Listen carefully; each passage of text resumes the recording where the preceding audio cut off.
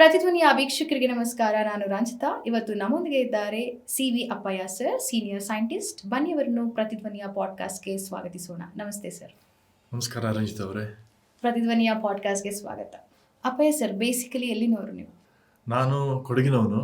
ಹುಟ್ಟಿದ್ದು ಮೈಸೂರು, ಓದಿದ್ದು ಬೇರೆ ಬೇರೆ ಜಾಗದಿಂದ. ಬೇರೆ ಬೇರೆ ನಮ್ಮ ತಂದೆಯವರು AID ಪ್ಯಾರಿ ಇಂಡಿಯಾ ಲಿಮಿಟೆಡಲ್ಲಿ ಕೆಲಸ ಮಾಡ್ತಿದ್ರು. ತಾಯಿ ಹೋಮ್ ಮೇಕರು. ಆಮೇಲೆ ಹಾಗೆ ಓದ್ತಾ ಓದ್ತಾ ನನಗೆ ಹೈಸ್ಕೂಲಲ್ಲಿ ಇಂಟ್ರೆಸ್ಟ್ ಬಂತು. ಒಂದು ಮೈಕ್ರೋಬಯಾಲಜಿ ಆವಾಗ ಫಸ್ಟ್ ಕೇಳಿದ್ದು ನಾನು. ಅದಾದಮೇಲೆ ಇಟ್ ಕಂಟಿನ್ಯೂಡ್. ಓಕೆ, ಕಾಲೇಜ್ ಎಲ್ಲಿ ಮಾಡಿದ್ದು ನೀವು? ಆ ಕಾಲೇಜು ನಾನು ಇಲ್ಲಿ ವಿಜಯ ಕಾಲೇಜ್ ಜಯನಗರಲ್ಲಿ ಮೈಕ್ರೋಬಯಾಲಜಿ ಮಾಡಿಬಿಟ್ಟು ಆಮೇಲೆ ಮಾಸ್ಟರ್ಸು ಇಲ್ಲಿ ಬ್ಯಾಂಗ್ಳೂರ್ ಯೂನಿವರ್ಸಿಟಿ. ಅದಾದಮೇಲೆ ಅಲ್ಲೂ ಮೈಕ್ರೋಬಯಾಲಜಿ ಮಾಡಿದೆ. ಅದಾದಮೇಲೆ ಐ ಶಿಫ್ಟೆಡ್ ಟು ಇದು ಮಾಲಿಕ್ಯುಲರ್ ಬಯಾಲಜಿ. ಸೊ ನಾನು ಹೈಸ್ಕೂಲಲ್ಲಿ ನನಗೆ ಇಂಟ್ರೆಸ್ಟ್ ಬಂತು ಈ ಮೈಕ್ರೋ ಆರ್ಗ್ಯಾನಿಸಮ್ಸ್ ಮೇಲೆ ವರ್ಕ್ ಮಾಡಬೇಕಂತ. ಅದಾದಮೇಲೆ ನಾನು ಇವಾಗ ಗಂಗಾಜನಲ್ಲಿ ಸೀನಿಯರ್ ಸೈಂಟಿಸ್ಟ್ ಆಗಿ ಇಟ್ ಇಸ್ ಬೀನ್ ಇವಾಗ 22 ವರ್ಷ ಆಯಿತು. And we are working on a very very important field in important area ಹೇಳ್ಬೋದು, called therapy for bacterial infections.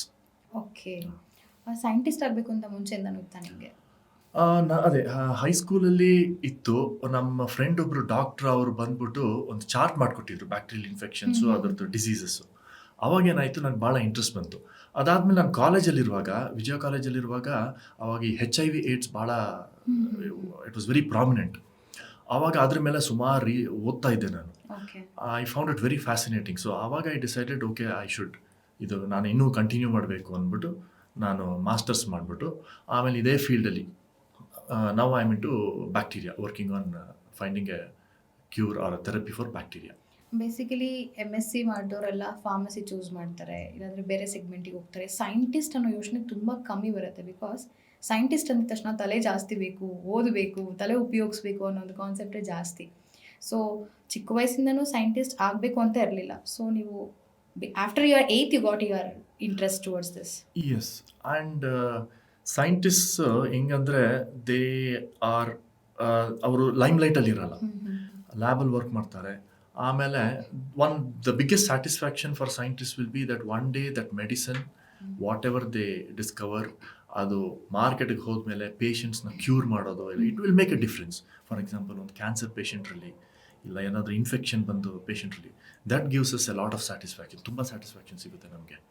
Okay, ರೀಸೆಂಟಾಗಿ ಮನ್ ಕಿ ಬಾತ್ ಅನ್ನೋ ಒಂದು ಪ್ರೋಗ್ರಾಮಲ್ಲಿ ನಮ್ಮ ಪ್ರಧಾನಮಂತ್ರಿ ನರೇಂದ್ರ ಮೋದಿ ಅವರು AMR ಅಂದರೆ ಆ್ಯಂಟಿ ಮೈಕ್ರೋಬಿಯಲ್ ರೆಸಿಸ್ಟೆನ್ಸ್ ಬಗ್ಗೆ ಮಾತಾಡಿದ್ರು. ಅದಾಗಿದ ತಕ್ಷಣ ಅದು ಹಾಟ್ ಟ್ರೆಂಡಿಂಗ್ ಟಾಪಿಕ್ ಆಗ್ಬಿಡ್ತು. ಹಾಗಾದರೆ AMR ಅಂದರೆ ಏನು? AMR ಆ್ಯಂಟಿ ಮೈಕ್ರೋಬಿಯಲ್ ರೆಸಿಸ್ಟೆನ್ಸ್ ಅಂತ ಅದರದ್ದು ಫುಲ್ ಫಾರ್ಮ್. ಅದೇನಂದರೆ ಮೈಕ್ರೋಬ್ಸ್, ನಾನು ಸ್ವಲ್ಪ I will take A step back. Microbes ಅಂದರೆ ವೈರಸಸ್ಸು, ಬ್ಯಾಕ್ಟೀರಿಯಾ, ಫಂಗಸ್ಸು, ಪ್ಯಾರಾಸೈಟ್ಸ್ ಎಲ್ಲ ಆ ಕ್ಯಾಟಗರಿಯಲ್ಲಿ ಬರುತ್ತೆ.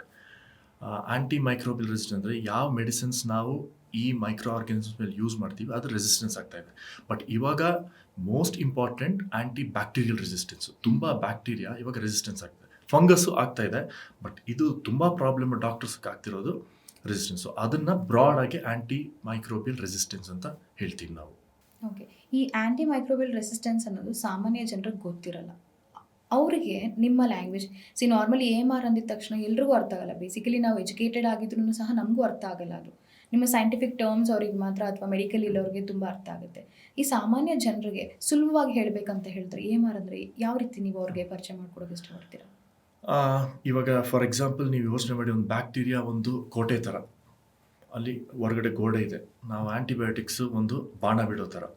ಸೊ ಏನಾಗುತ್ತೆ, ನಾವು ಯಾವಾಗ ಮಿಸ್ಯೂಸ್ ಮಾಡ್ತೀವಿ ಆ್ಯಂಟಿಬಯೋಟಿಕ್ಸು, ಒಂದು ಕೋರ್ಸ್ ಕಂಪ್ಲೀಟ್ ಮಾಡಲ್ಲ, ಇಲ್ಲ ಈ ಡಾಕ್ಟರ್ಸ್ ಹತ್ರ ಹೋದರೆ ನಾವೇ ಸೆಲ್ಫ್ ಮೆಡಿಕೇಶನ್ ಮಾಡ್ಕೊಳ್ಳೋದು. ಸೊ ಈ ಥರ ಬರುವಾಗ ಏನಾಗುತ್ತೆ, ಬ್ಯಾಕ್ಟೀರಿಯಾ ಗ್ರ್ಯಾಜುಲಿ ರೆಸಿಸ್ಟೆಂಟ್ ಆಗುತ್ತೆ, ಅದು ವರ್ಕ್ ಆಗಲ್ಲ, ಈ ಆ್ಯಂಟಿಬಯೋಟಿಕ್ಸು ಇದಾಗಲ್ಲ. ಸೊ ಅಲ್ಲಿಂದ ಇವಾಗ ಬಾಣ ಹೋಯಿತು ಆ ಕೋಟೆಗೆ, ಅದೇನಾಗುತ್ತೆ, ಆ ಗೋಡೆನ ಇನ್ನೂ ಗಟ್ಟಿ ಮಾಡಿಕೊಡುತ್ತೆ. ಸೊ ಒಳಗೋಗೋಕ್ಕಾಗಲ್ಲ. ಅಕಸ್ಮಾತ್ ಒಳಗೆ ಹೋದರೂ ಅದಕ್ಕೊಂದು ಮೆಕ್ಯಾನಿಸಮ್ ಇದೆ ವರ್ಕ್ ತಡೋದಕ್ಕೆ, ಈ ಪಂಪ್ ಥರ, ಎಫ್ಲೆಕ್ಸ್ ಪಂಪ್ಸ್ ಅಂತೀವಿ ನಾವು. ಅದು ಇಲ್ಲ ಅಂದರೆ ಅದು ಎಲ್ಲಿ ಹೊಡಿಬೇಕು ಆ ಜಾಗನ ಅದನ್ನು ಮಾಡಿಫೈ ಮಾಡ್ಕೊಬಿಡುತ್ತೆ. ಸೊ ಅದು ಆಲ್ಸೋ ನಾವು ವಿ ಶುಡ್ ರಿಮೆಂಬರ್, ನಾವು ಬ್ಯಾಕ್ಟೀರಿಯಾ, ನಾವು ಮನುಷ್ಯರು ಇವಾಗ ಬಂದಿದ್ದು ಎವಲ್ಯೂಷನಲ್ಲಿ, ಬ್ಯಾಕ್ಟೀರಿಯಾ ಎಷ್ಟೋ ಮಿಲಿಯನ್ಸ್ ಆಫ್ ಇಯರ್ಸಿಂದನೇ ಇದೆ. Okay. So they are actually more smarter than us. But ನಾವು ನಮ್ಮ ಇಂಟೆಲಿಜೆನ್ಸ್ ಯೂಸ್ ಮಾಡಿಕೊಂಡು ಅದಕ್ಕೆ we will have to it is ಅದೊಂಥರ ರೇಸ್ ಥರ. ಓಕೆ. ಅದು ನಮಗೆ ಚಾಲೆಂಜಸ್ ಕೊಡುತ್ತೆ, ನಾವು ಅದಕ್ಕೆ ಚಾಲೆಂಜ್ ಕೊಡಬೇಕು. ಆ ಥರ ಹೋದರೆ ಮಾತ್ರ ಸಾಧ್ಯ. There is no way we can completely eradicate this. Okay. Will have to just move and keep pace with it. ಅದ್ರ ಜೊತೆನೇ ಹೋಗ್ಬೇಕು. Okay. Why do you think Narendra Modi ಅವರು ಅದನ್ನ ಇವಾಗ ಅಡ್ರೆಸ್ ಮಾಡೋ ನೆಸೆಸಿಟಿ ಇತ್ತಾ? That's a good question. ಅದು ಯಾಕಂದರೆ ನವಂಬರ್ 2025 ಇದು AMR ಪ್ರಾಬ್ಲಮ್ಮು ಒಂದು 10-15 ಇಯರ್ಸಿಂದ ಸ್ವಲ್ಪ ಪ್ರಾಮಿನೆನ್ಸ್ ಬಂದಿದೆ. ಅದಾದಮೇಲೆ ಆಫ್ ಲೇಟ್ ಏನಾಗಿದೆ ಅಂದರೆ ಈ WHO ಎಲ್ಲ AMRನ top 10 global threat for mankind okay. ಅಂತ ಇಟ್ ಇಸ್ ಪ್ಲೇಸ್ಡ್ 5th ಓ. ಅಕಾರ್ಡಿಂಗ್ ಟು ದ WHO 2019 ಇದರಲ್ಲಿ. ಸೊ ಅದಕ್ಕೆ ಇವಾಗ ಇಂಡಿಯಾ ತುಂಬ ಪ್ರೊಆಕ್ಟಿವ್ ಆಗಿಬಿಟ್ಟು ಓಕೆ. ಅವರು national action plan for AMR 2 ಅಂತ ನವಂಬರ್ 2025 ರಿಲೀಸ್ ಮಾಡಿದ್ರು. ಅದರಲ್ಲಿ ತುಂಬ ಇದೆ. ಪ್ರಿವೆನ್ಷನ್ ಹೆಂಗೆ ಮಾಡೋದು, ಹೆಂಗೆ ರೆಗ್ಯುಲೇಟ್ ಮಾಡೋದು. ಫಾರ್ ಎಕ್ಸಾಂಪಲ್ ಇವಾಗ ಫಾರ್ಮಸಿಗೆ ವಿತೌಟ್ ಪ್ರಿಸ್ಕ್ರಿಪ್ಷನ್ ಕೊಡಬೇಕಾ, ಅವೇರ್ನೆಸ್ ಕ್ರಿಯೇಟ್ ಮಾಡೋದು ಪ್ರೈಮರಿ ಹೆಲ್ತ್ ಕೇರ್ ಸೆಂಟರ್ಸು ಮತ್ತು ಎಜುಕೇಷನಲ್ ಇನ್ಸ್ಟಿಟ್ಯೂಷನ್ಸು ಅಲ್ಲೆಲ್ಲ. So it is a elaborate plan. So Okay. ಅದನ್ನು ಇನ್ನೊಂದು Indian council of medical research ಅಂತ ಅಲ್ಲಿ ಡೆಲ್ಲಿಯಲ್ಲಿದೆ. ಅವರು ಒಂದು ಸ್ಟಡಿ ಮಾಡುವಾಗ ಅದ್ರ ಪ್ರಕಾರ 83% ಇಂಡಿಯನ್ಸು ಆ್ಯಂಟಿಬಯೋಟಿಕ್ ರೆಸಿಸ್ಟೆಂಟ್ ಬ್ಯಾಕ್ಟೀರಿಯಾ ಇದೆ. ಓಕೆ. ಸೊ ನನಗೂ ಇರ್ಬೋದು, ನಿಮಗೂ ಇರ್ಬೋದು. So we are all reservoirs of antibiotic resistant bacteria. So ಇದು ಅಷ್ಟು ಸೀರಿಯಸ್ ಆಗಿದ್ದಕ್ಕೆ ಅವರು ಸರಿ ಇವಾಗ ಇಟ್ ಇಸ್ ಹೈ ಟೈಮ್ ನಾವು ಇದನ್ನು ಈ ಇಶ್ಯೂನ ಅಡ್ರೆಸ್ ಮಾಡಬೇಕಂತ ಅವರು ಹಿ ಬ್ರಾಟ್ ದಿಸ್ ಔಟ್. ಓಕೆ. ಇದಕ್ಕೆ ಆಂಟಿಬಯೋಟಿಕ್ಸ್ ಸೊಲ್ಯೂಷನ್ಸ್ ಅಲ್ವಾ? ಮುಂಚೆ 10-15 ವರ್ಷಗಳಿಂದ ಮುಂಚೆ ಆಂಟಿಬಯೋಟಿಕ್ಸ್ ಅನ್ನೋ ಕಾನ್ಸೆಪ್ಟ್ ಇತ್ತಾ? ಆ್ಯಂಟಿಬಯೋಟಿಕ್ಸು 1929 ಅಲೆಕ್ಸಾಂಡರ್ ಫ್ಲೆಮಿಂಗ್ ಅವರು ಡಿಸ್ಕವರ್ ಮಾಡಿದ್ದು ಫಸ್ಟ್ ಆ್ಯಂಟಿಬಯೋಟಿಕ್.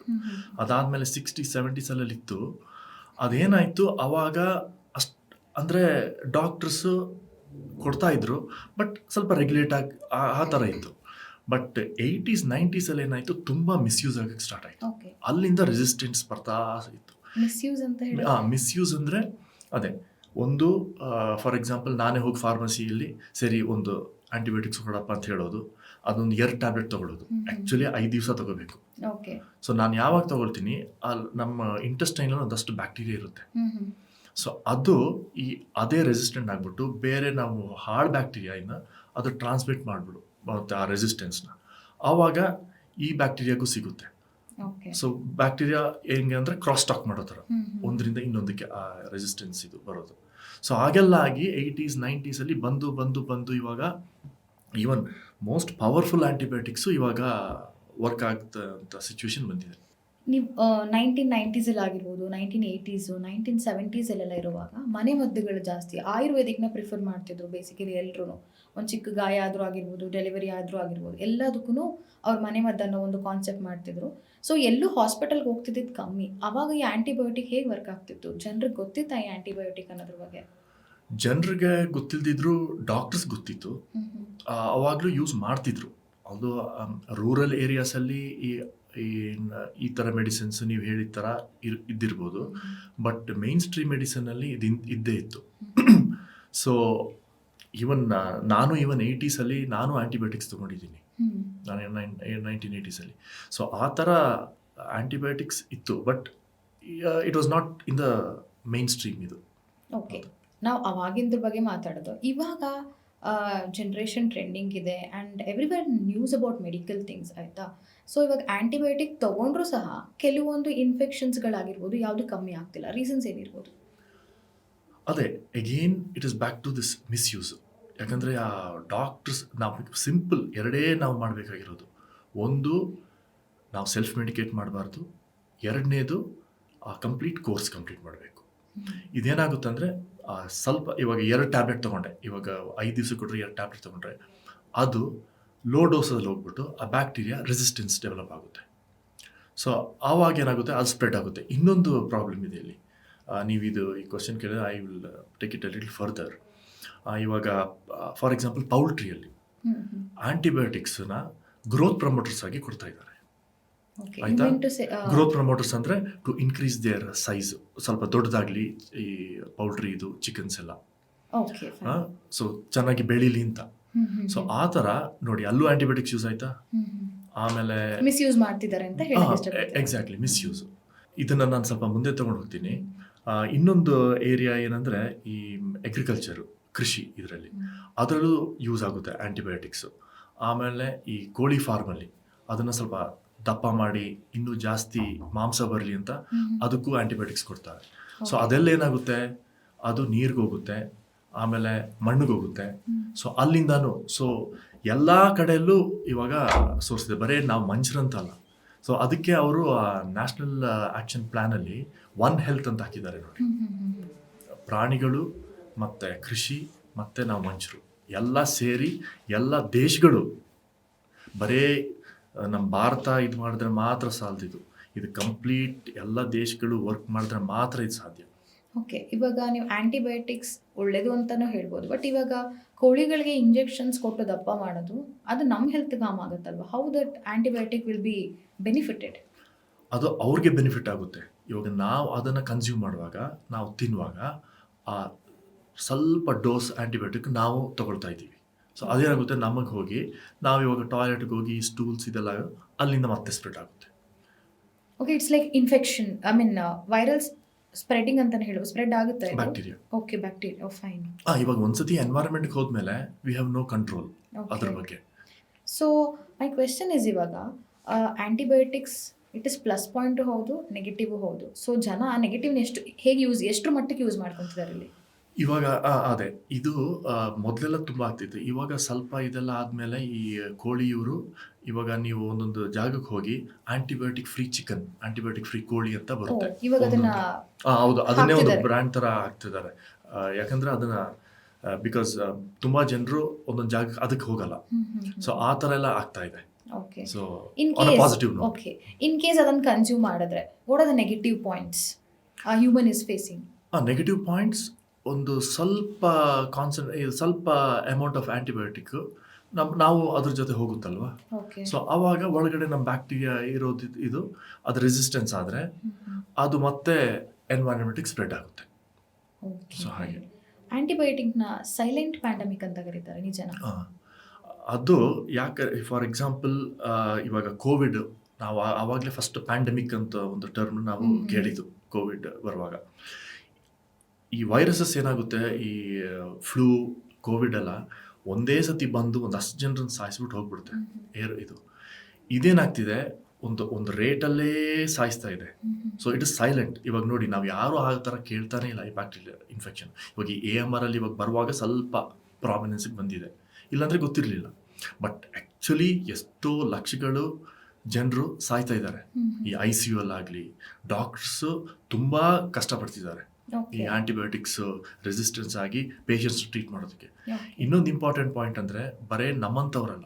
ಇವಾಗ ಫಾರ್ ಎಕ್ಸಾಂಪಲ್ ಆಂಟಿಬಯೋಟಿಕ್ಸ್ ಬೇಕಾಗಿರೋದು ಕ್ಯಾನ್ಸರ್ ಪೇಷಂಟ್ಸು, ಅವ್ರಿಗೆ ಇನ್ಫೆಕ್ಷನ್ ಆಗುತ್ತೆ. ಆಮೇಲೆ ಸರ್ಜರಿ ಟೈಮಲ್ಲೂ ಬೇಕು. ಸೊ ನಾವು ಇವಾಗ ಎಲ್ಲದಕ್ಕೂ ಮಿಸ್ಯೂಸ್ ಮಾಡ್ಕೊಂಡು ಹೋದರೆ, ನಾಳೆ ನಾನು ಡಾಕ್ಟ್ರ್ ಹತ್ರ ಹೋದರೆ ಅವ್ರು ಹೇಳ್ತಾರೆ, ನೋಡಪ್ಪ 1-2 ಆ್ಯಂಟಿಬಯೋಟಿಕ್ ಇದೆ, ಅದಾದಮೇಲೆ ಅದು ನಿನ್ನ ಹಣೆ ಬಾರ ಅಂತ. ಆ ಸಿಚುವೇಶನ್ ಬರಬಾರ್ದು. ಅದಕ್ಕೆ ಇವಾಗ ಈ ಥರ ಎಲ್ಲ ಎಫರ್ಟ್ ಮಾಡಿ ಇದು ಮಾಡ್ತಿರೋದು.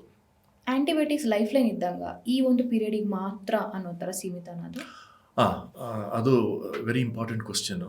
ಇವಾಗ ನಾವೇನು ಮಾಡ್ತೀವಿ, ಈ ಕೋಲ್ಡು ಕಾಫ್ ಆಗುವಾಗ ನಾವು ಫಸ್ಟ್ ಡಾಕ್ಟರ್ ಹತ್ರ ಹೋಗ್ತೀವಿ. ಮೋಸ್ಟ್ ಆಫ್ ಇದು ಕೋಲ್ಡು ಕಾಫು ವೈರಲ್ ಇನ್ಫೆಕ್ಷನ್ ಅಂತ ಬರುತ್ತೆ, ವೈರಸಸ್ಸಿಂದ. 3 to 5 ಡೇಸಲ್ಲಿ ಕ್ಯೂರ್ ಆಗುತ್ತದು. ನಾರ್ಮಲಿ ನಾವು ಜಸ್ಟ್ ಡೋಲೋ ತೊಗೊಂಡು ಸ್ವಲ್ಪ ರೆಸ್ಟು, ಸ್ವಲ್ಪ ಒಳ್ಳೆ ಆಹಾರ ಎಲ್ಲ, ಬಿಸಿ ಆಹಾರ ಎಲ್ಲ ತೊಗೊಂಡ್ರೆ ಹೋಗುತ್ತೆ.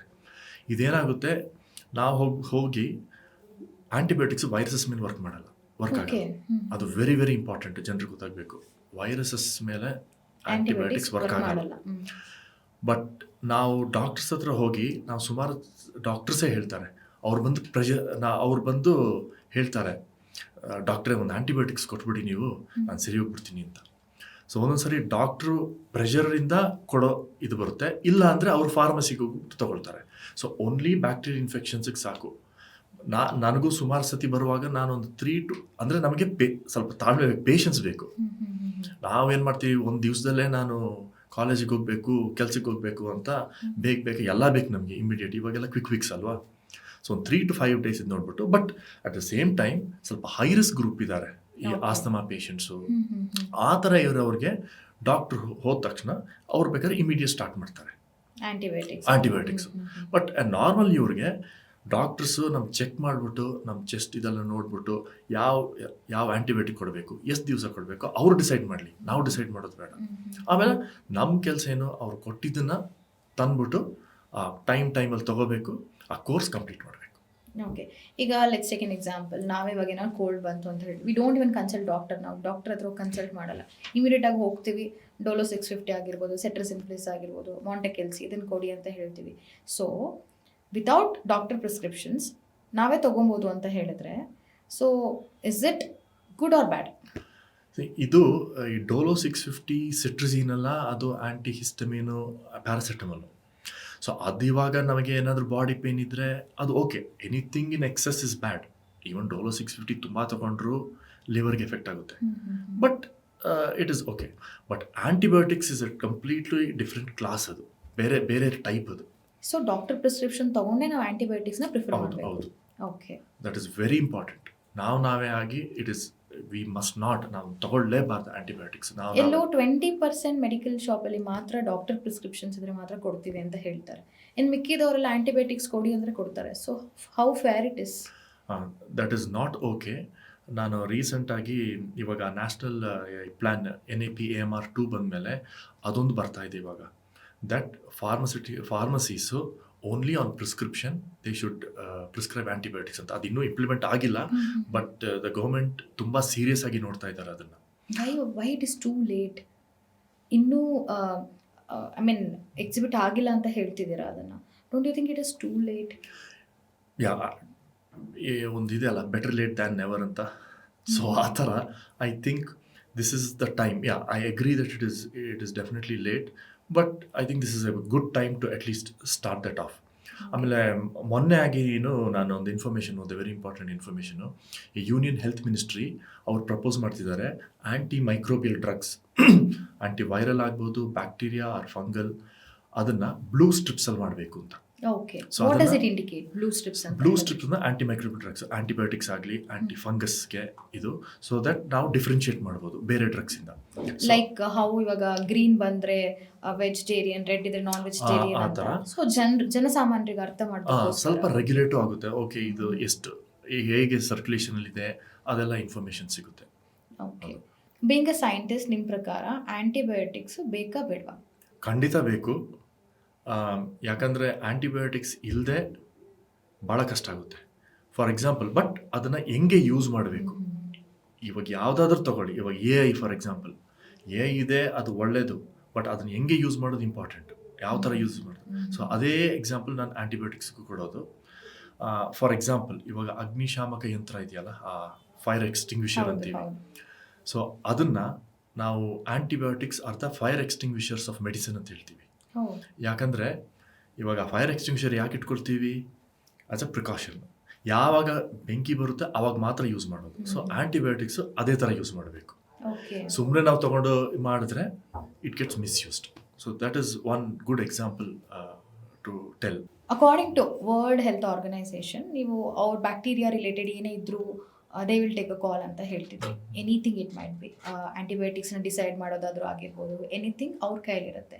ಸೊ ಅಕಾರ್ಡಿಂಗ್ ಟು WHO, ತುಂಬ ಅಪಾಯಕಾರಿ ಆಗಿರೋ ಬ್ಯಾಕ್ಟೀರಿಯಾಸ್ಗಳು ಯಾವ್ದಾರು ಇದೆಯಾ? ಅದು ಮನುಷ್ಯನ ದೇಹಕ್ಕಾಗಿರ್ಬೋದು, ಯಾವುದಕ್ಕಾದ್ರೂ ಹಾರ್ಮ್ ಮಾಡೋವಂಥದ್ದು ಯಾವ್ದಾದ್ರು ಇದೆಯಾ? ವರ್ಲ್ಡ್ ಹೆಲ್ತ್ ಆರ್ಗನೈಸೇಷನ್ ಅವರು WHO ಅವರು ಈ ಪ್ರಯಾರಿಟಿ ಲಿಸ್ಟ್ ಅಂತ ರಿಲೀಸ್ ಮಾಡ್ತಾರೆ. ಆವಾಗ ಏನಾಗುತ್ತೆ, ಯಾವುದೆಲ್ಲ ಇಂಪಾರ್ಟೆಂಟ್ ಬ್ಯಾಕ್ಟೀರಿಯಾ ಇದೆಲ್ಲ ಡಾಕ್ಟರ್ಸು ಸೈಂಟಿಸ್ಟ್ಗೆಲ್ಲ ತುಂಬ ಹೆಲ್ಪ್ ಆಗುತ್ತೆ. ಯಾವುದು ತುಂಬ ಇಂಪಾರ್ಟೆಂಟ್ ಬ್ಯಾಕ್ಟೀರಿಯಾ, ಅದರಲ್ಲಿ ಒಂದು 4-5 ಬ್ಯಾಕ್ಟೀರಿಯಾ ಇದೆ. ಒಂದು ಗ್ರಾಮ್ ಪಾಸಿಟಿವ್ ಅಂತ, ಅದರಲ್ಲಿ ಸ್ಟಫೈಲೋಕಾಕಸ್ ಆರಿಯಸ್ ಅಂತ, ಅದು ಈ ವೂಂಡ್, ಗಾಯ. ನಾನು ಎಸಿನೋಡೋಬ್ಯಾಕ್ಟರ್ ಬಗ್ಗೆ ಒಂದು ಇಂಪಾರ್ಟೆಂಟ್ ಪಾಯಿಂಟ್ ಹೇಳೋಕ್ಕೆ ಇಷ್ಟಪಡ್ತೀನಿ. ನಾನು ಅಟ್ಲೀಸ್ಟ್ ಓದ್ತಿರುವಾಗ ಮೈಕ್ರೋಬಯಾಲಜಿ, ಆವಾಗ ಎಸಿನೋಡೋಬ್ಯಾಕ್ಟರ್ ನಾನು ಹೆಸರೇ ಕೇಳಿರಲಿಲ್ಲ. ಅದು ಯಾವಾಗ ಸ್ಟಾರ್ಟ್ ಆಯ್ತು ಅಂದರೆ, ಅದು ನಾವೇ ಮಾಡಿಕೊಂಡಿದ್ದು. It is a man made problem. ಅದು US ಇರಾಕ್ಗೆ ಹೋಗಿ ಅಲ್ಲಿ ವಾರ್ ಆಗುವಾಗ ಇರಾಕಿಸ್ ಮಣ್ಣಿಂದ ಆ ಬ್ಯಾಕ್ಟೀರಿಯಾ ಅಮೆರಿಕನ್ ಸೋಲ್ಜರ್ಸ್ಗೆ ಆಗಿ ಅವರು ಅಮೆರಿಕ ಹೋದ್ಮೇಲೆ ಅಲ್ಲಿ ಹಾಸ್ಪಿಟಲ್ಸ್ ಎಲ್ಲ ಸ್ಪ್ರೆಡ್ ಆಗಿ ಇವಾಗ ವಿಶ್ವದಲ್ಲೆಲ್ಲ ಸ್ಪ್ರೆಡ್ ಆಗಿದೆ. ಸೊ ಅದನ್ನು ಒಂದೊಂದು ಸಾರಿ ತಮಾಷೆಗೆ ಇರಾಕಿ ಬ್ಯಾಕ್ಟರ್ ಅಂತಾನು ಹೇಳ್ತೀವಿ. ಓಕೆ. ಸೊ ಹಾಗೆ ಅದು ಬಂದಿರೋದು. ಅದೆಲ್ಲ ಒಂದು 50 ಅದು ಇತ್ತು, ಬಟ್ ನಾವೇ ಮಾಡ್ಕೊಂಡಿದ್ದ ಪ್ರಾಬ್ಲಮ್ ಇದು. ಈ ಥರ ಯುದ್ಧ ಅದು ಇದು ಮಾಡಿಕೊಂಡು. ಸೊ ಇದು ಒಂದು 4-5 ಇಂಪಾರ್ಟೆಂಟ್ ಬ್ಯಾಕ್ಟೀರಿಯಾ. ಇವಾಗೆಲ್ಲ ವರ್ಲ್ಡ್ ಫೋಕಸ್ ಮಾಡ್ತಿರೋದೇ ಇದೊಂದು 4-5ರಲ್ಲಿ. ಈಗ 4ರಲ್ಲಿ ಲಾಸ್ಟ್ ಇರಾಕಿಯನ್ ಬ್ಯಾಕ್ಟೀರಿಯಾಸ್ ಬಗ್ಗೆ ಹೇಳಿದ್ರಿ. ಇನ್ನೂ 3 ಇತ್ತಲ್ಲ, ಅದು ಮನುಷ್ಯನ ದೇಹದ ಯಾವ ಪಾರ್ಟ್ ಮೇಲೆ ಅದು ಪ್ರಮಾಣ ಬೀಳುತ್ತೆ ಅಂತ ಹೇಳ್ಬೋದಾ ನೀವು? ಹಾಂ, ಒಂದು ಇವಾಗ ಗಾಯಗಳಾಗ್ಬೋದು, ಅಲ್ಲಿ ಇನ್ಫೆಕ್ಷನ್ ಆಗುತ್ತೆ. ಇನ್ನೊಂದು ಇಂಟ್ರಾ ಅಬ್ಡಮಿನಲ್ ಇನ್ಫೆಕ್ಷನ್ ಅಂತ ಆಗುತ್ತೆ. ಆಮೇಲೆ ನ್ಯೂಮೋನಿಯಾ, ಬ್ಯಾಕ್ಟೀರಿಯಲ್ ನ್ಯೂಮೋನಿಯಾ ಇದೆ. ಇವಾಗ ಹಿಂಗೆ ಕೊರೋನಾ ನ್ಯೂಮೋನಿಯಾ ಕಾಸ್ ಮಾಡ್ತದೆ, ಬ್ಯಾಕ್ಟೀರಿಯಲ್ ನ್ಯೂಮೋನಿಯಾ ಇದೆ. ಇನ್ನು ಬೇರೆ ಹೇಳ್ಬೇಕು, ಇನ್ನೊಂದು very very dangerous situation sepsis ಅಂತೀವಿ. ಸೆಪ್ಸಿಸ್ ಅಂದರೆ ಬ್ಯಾಕ್ಟೀರಿಯಾ ಬ್ಲಡ್ಗೆ ಹೋಗ್ಬಿಡುತ್ತೆ. ಓಕೆ. ಯೂಶಲಿ ಬ್ಲಡ್ಡಲ್ಲಿ ಇರಲ್ಲ. ಅದು ಯಾವಾಗ ಹೋಗುತ್ತೆ, ತುಂಬ ಹರಡ್ಬಿಟ್ಟು ಅದು ಪೇಷಂಟ್ನ ಸೇವ್ ಮಾಡೋದೇ ಒಂದು ದೊಡ್ಡದು. ಆ ಥರ ಆಗ್ಬಿಡುತ್ತೆ ಆ ಸಿಚುವೇಶನ್. ಸೆಪ್ಸಿಸ್. ಸೊ ಆವಾಗ ಏನಾಗುತ್ತೆ, ಈ ಆ್ಯಂಟಿಬಯೋಟಿಕ್ ರೆಸಿಸ್ಟೆನ್ಸ್ ಇದ್ದರೆ ಆ ಥರ ಪೇಷಂಟ್ಸ್ನ ಸೇವ್ ಮಾಡೋದು ಭಾಳ ಕಷ್ಟ. ತುಂಬ ಕೇಸಸ್ ನಾನು ಕೇಳಿದ್ದೀನಿ ಈ ಥರ ಸೆಪ್ಸಿಸ್ಸು. ಬಟ್ ಸೇವ್ ಮಾಡ್ಬೋದು, ಬಟ್ ಇಟ್ಸ್ ತುಂಬ ಚಾಲೆಂಜ್ ಅದು ಮಾಡೋದು. ಇಂಡಿಯಾದಲ್ಲಿ ಎಲ್ಲಾದರೂ ಕಂಡು ಬಂದಿದೆಯಾ ಈ ಒಂದು ಸೆಪ್ಸಿಸ್? ತುಂಬ ಇದೆ, ಎಲ್ಲ ಕಡೆ ಇದೆ, ಆಲ್ ಓವರ್ ಇಂಡಿಯಾ. ಈವನ್ ನೀವು ಹಾಸ್ಪಿಟಲ್ಸ್ಗೆ ಹೋದರೆ ಸೆಪ್ಸಿಸ್ ಪೇಷಂಟ್ಸ್ ಇದ್ದೇ ಇರ್ತಾರೆ. ಅದು ಯೂಶ್ವಲಿ ಈ ಥರ ಫಾರ್ ಎಕ್ಸಾಂಪಲು ಈ ಡಯಾಬಿಟೀಸ್ ಪೇಷಂಟ್ಸು ಅಂಥವರು, ಈ ಕ್ಯಾನ್ಸರ್ ಪೇಷಂಟ್ಸಲ್ಲಿ ಅದು ಅವ್ರು ಸ್ವಲ್ಪ ನೋಡ್ಕೋಬೇಕು. ಯಾಕಂದರೆ ಅವ್ರಿಗೆ ಇಮ್ಯುನಿಟಿ ಕಡಿಮೆ ಇರುತ್ತಲ್ವ. ಸೊ ಅವ್ರು ಸ್ವಲ್ಪ ತುಂಬ ಕೇರ್ಫುಲ್ ಆಗಿರಬೇಕು. ಓಕೆ. ಇವಾಗ ಇನ್ಫೆಕ್ಷನ್ಸ್ ಅಂತ ಹೇಳಿದೆ, ನಾರ್ಮಲಿ ಥ್ರೋಟ್ ಇನ್ಫೆಕ್ಷನ್ಸ್ ಆಗುತ್ತೆ, ಗಾಯದಲ್ಲಿ ಬಿದ್ದಾಗ ಇನ್ಫೆಕ್ಷನ್ಸ್ ಆಗುತ್ತೆ, ಫಂಗಸ್ ಇನ್ಫೆಕ್ಷನ್ಸ್ ಆಗುತ್ತೆ, ಕೆಲವೊಂದು ಸ್ಕಿನ್ನಲ್ಲಿ ಆಟೋಮೆಟಿಕ್ಕಾಗಿ ಇನ್ಫೆಕ್ಷನ್ಸ್ಗಳು ಸ್ಟಾರ್ಟ್ ಆಗಿಬಿಡುತ್ತೆ, ಪಸ್ ಫಾರ್ಮ್ ಆಗ ಸ್ಟಾರ್ಟ್ ಆಗುತ್ತೆ. ಇದೆಲ್ಲ ಬ್ಯಾಕ್ಟೀರಿಯಾಸಿಂದನೇ ಆಗೋದು. ಅದು ಬ್ಯಾಕ್ಟೀರಿಯಾ ಅಂತಲೇ ಹೇಳೋಕ್ಕಾಗ, ಬಟ್ ಸ್ವಲ್ಪ ಟೈಮಲ್ಲಿ ಬ್ಯಾಕ್ಟೀರಿಯಾ ಇರುತ್ತೆ. ಬಟ್ ಅದಕ್ಕೆ ಏನು ಮಾಡ್ತಾರೆ ಅಂದರೆ, ಫಸ್ಟು ಈ ಆಯಿಂಟ್ಮೆಂಟ್ ಹಾಕ್ತಾರೆ, ಜರ್ಮಿಸೈಡಲ್ ಆಯಿಂಟ್ಮೆಂಟ್ ಅಂತ. ಇಮಿಡಿಯೇಟ್ ಆಂಟಿಬಯೋಟಿಕ್ ಅಂತ ಕೊಡಲ್ಲ. ಜರ್ಮಿಸೈಡಲ್ ಅಂದರೆ ಎಲ್ಲಾನ ಕೊಂದಾಕ್ಬಿಡುತ್ತೆ ಅದು. ಈ ಬ್ಲಡ್ಡಲ್ಲಿ ಬ್ಯಾಕ್ಟೀರಿಯಾ ಹೋಗುತ್ತೆ ಅಂತ ಹೇಳಿದ್ರಿ. ಸೊ ಆ್ಯಂಟಿಬಯೋಟಿಕ್ಸ್ ತೊಗೊಂಡು ರೆಸಿಸ್ಟೆನ್ಸ್ ತುಂಬ ಅಂತ ಹೇಳ್ತಿದ್ರಿ ನೀವು. ಸೊ ಆ್ಯಂಟಿಬಯೋಟಿಕ್ ಕೆಲಸನೇ ಮಾಡಲ್ವಾ ಇಲ್ಲಿ? ಕೆಲಸ ಮಾಡಲ್ಲ ಅಂತಲ್ಲ. ಇವಾಗ ಒಂದು ರೆಸಿಸ್ಟೆನ್ಸ್ ಅಂದರೆ ಎಲ್ಲ ಬ್ಯಾಕ್ಟೀರಿಯಾ ಇವಾಗ ರೆಸಿಸ್ಟೆನ್ಸ್ ಆಗಿ ಕೆಲಸ ಮಾಡಲ್ಲ ಅಂತ ಹೇಳಲ್ಲ. ಬಟ್ ಯಾವಾಗ ನಾವು ಟೆಸ್ಟ್ ಮಾಡ್ತೀವಿ, ಇವಾಗ ಡಯಾಗ್ನೋಸಿಸ್ ಇದರಲ್ಲಿ, ಆವಾಗ ಗೊತ್ತಾಗ್ತಿದೆ ನಮಗೆ, ಸರಿ ಈ ಬ್ಯಾಕ್ಟೀರಿಯಾ ಒಂದು 5 ಆ್ಯಂಟಿಬಯೋಟಿಕ್ಗೆ ಕೆಲಸ ಮಾಡ್ತಿಲ್ಲ, ಬಟ್ 6-7 ಮಾಡ್ತಾ ಇದೆ. ಸೊ ಆವಾಗ ಏನು ಮಾಡ್ತಾರೆ ಡಾಕ್ಟರ್ಸು, ಅದು ಬಿಟ್ಟು ಇದನ್ನು ಕೊಡ್ತಾರೆ. ಸೊ ಇನ್ನೊಂದು ವೆರಿ ಇಂಪಾರ್ಟೆಂಟ್ ಪಾಯಿಂಟ್ ಏನಂದರೆ ಡಯಾಗ್ನೋಸಿಸ್. ಅದು ನಾವು ಇನ್ನೂ ಡಿಸ್ಕಸ್ ಮಾಡಿಲ್ಲ. That's very important.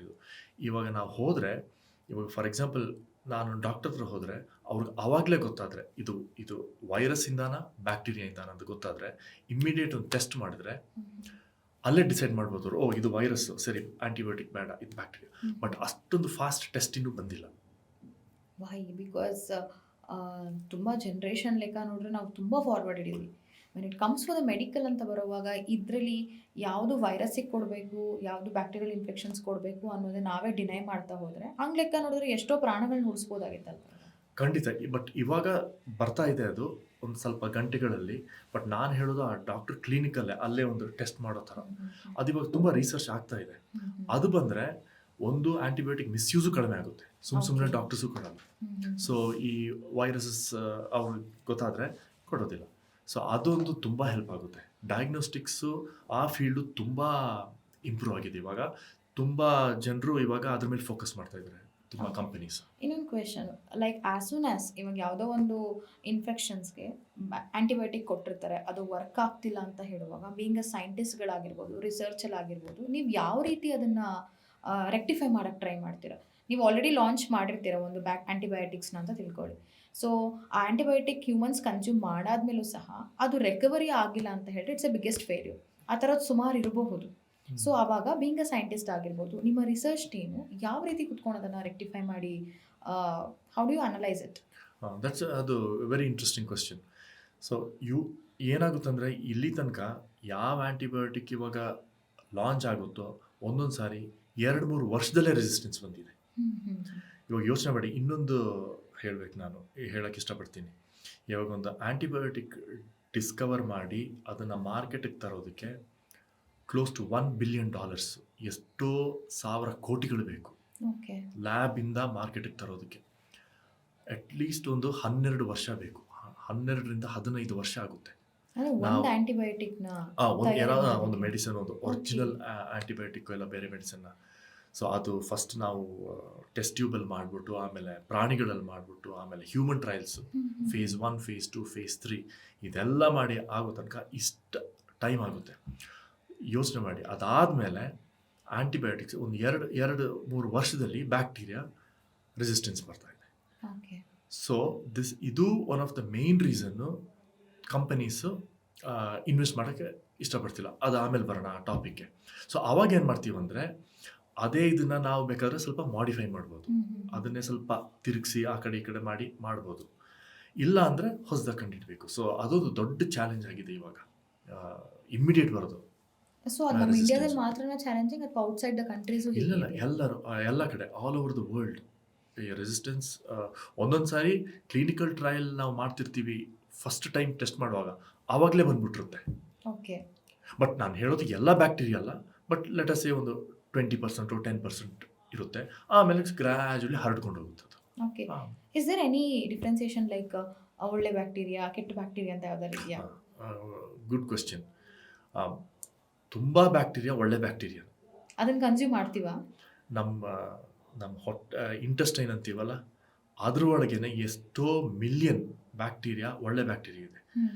ನಾವು ನಮ್ಮ ಇಮ್ಯೂನ್ ಸಿಸ್ಟಮ್, ಇಮ್ಯುನಿಟಿಯಿಂದ ಒಂದೊಂದು ಸಲ ಹೇಳ್ತಾರೆ even mood swings because of the bacteria in our intestine.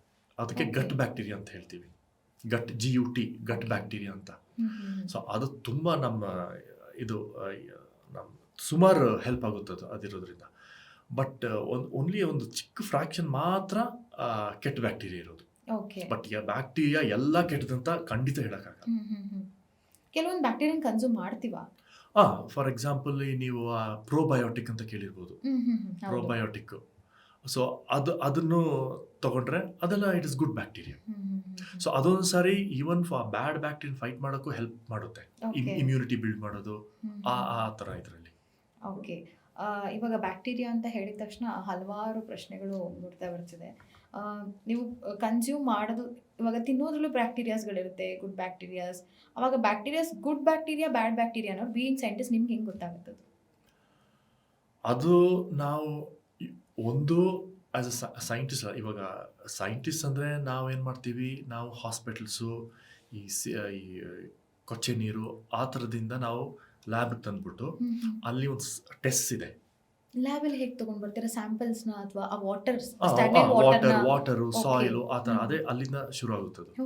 ಅಲ್ಲಿಂದ ಬಂದ್ಬಿಟ್ಟು ನಾವು ಲ್ಯಾಬೊರೇಟರಿಯಲ್ಲಿ ನಾವು ಅದಕ್ಕೆ ತಿಂಡಿ ಆಹಾರ ಒಂದು ಪ್ಲೇಟಲ್ಲಿ ಹಾಕ್ಬಿಟ್ಟು ಅದನ್ನು ಬೆಳೆಸ್ಬಿಟ್ಟು ಅದಾದಮೇಲೆ ಟೆಸ್ಟ್ ಮಾಡ್ತೀವಿ. ಅದೊಂದೊಂದು ಬ್ಯಾಕ್ಟೀರಿಯಾಗೆ ಒಂದೊಂದು ಟೆಸ್ಟ್ ಇರುತ್ತೆ.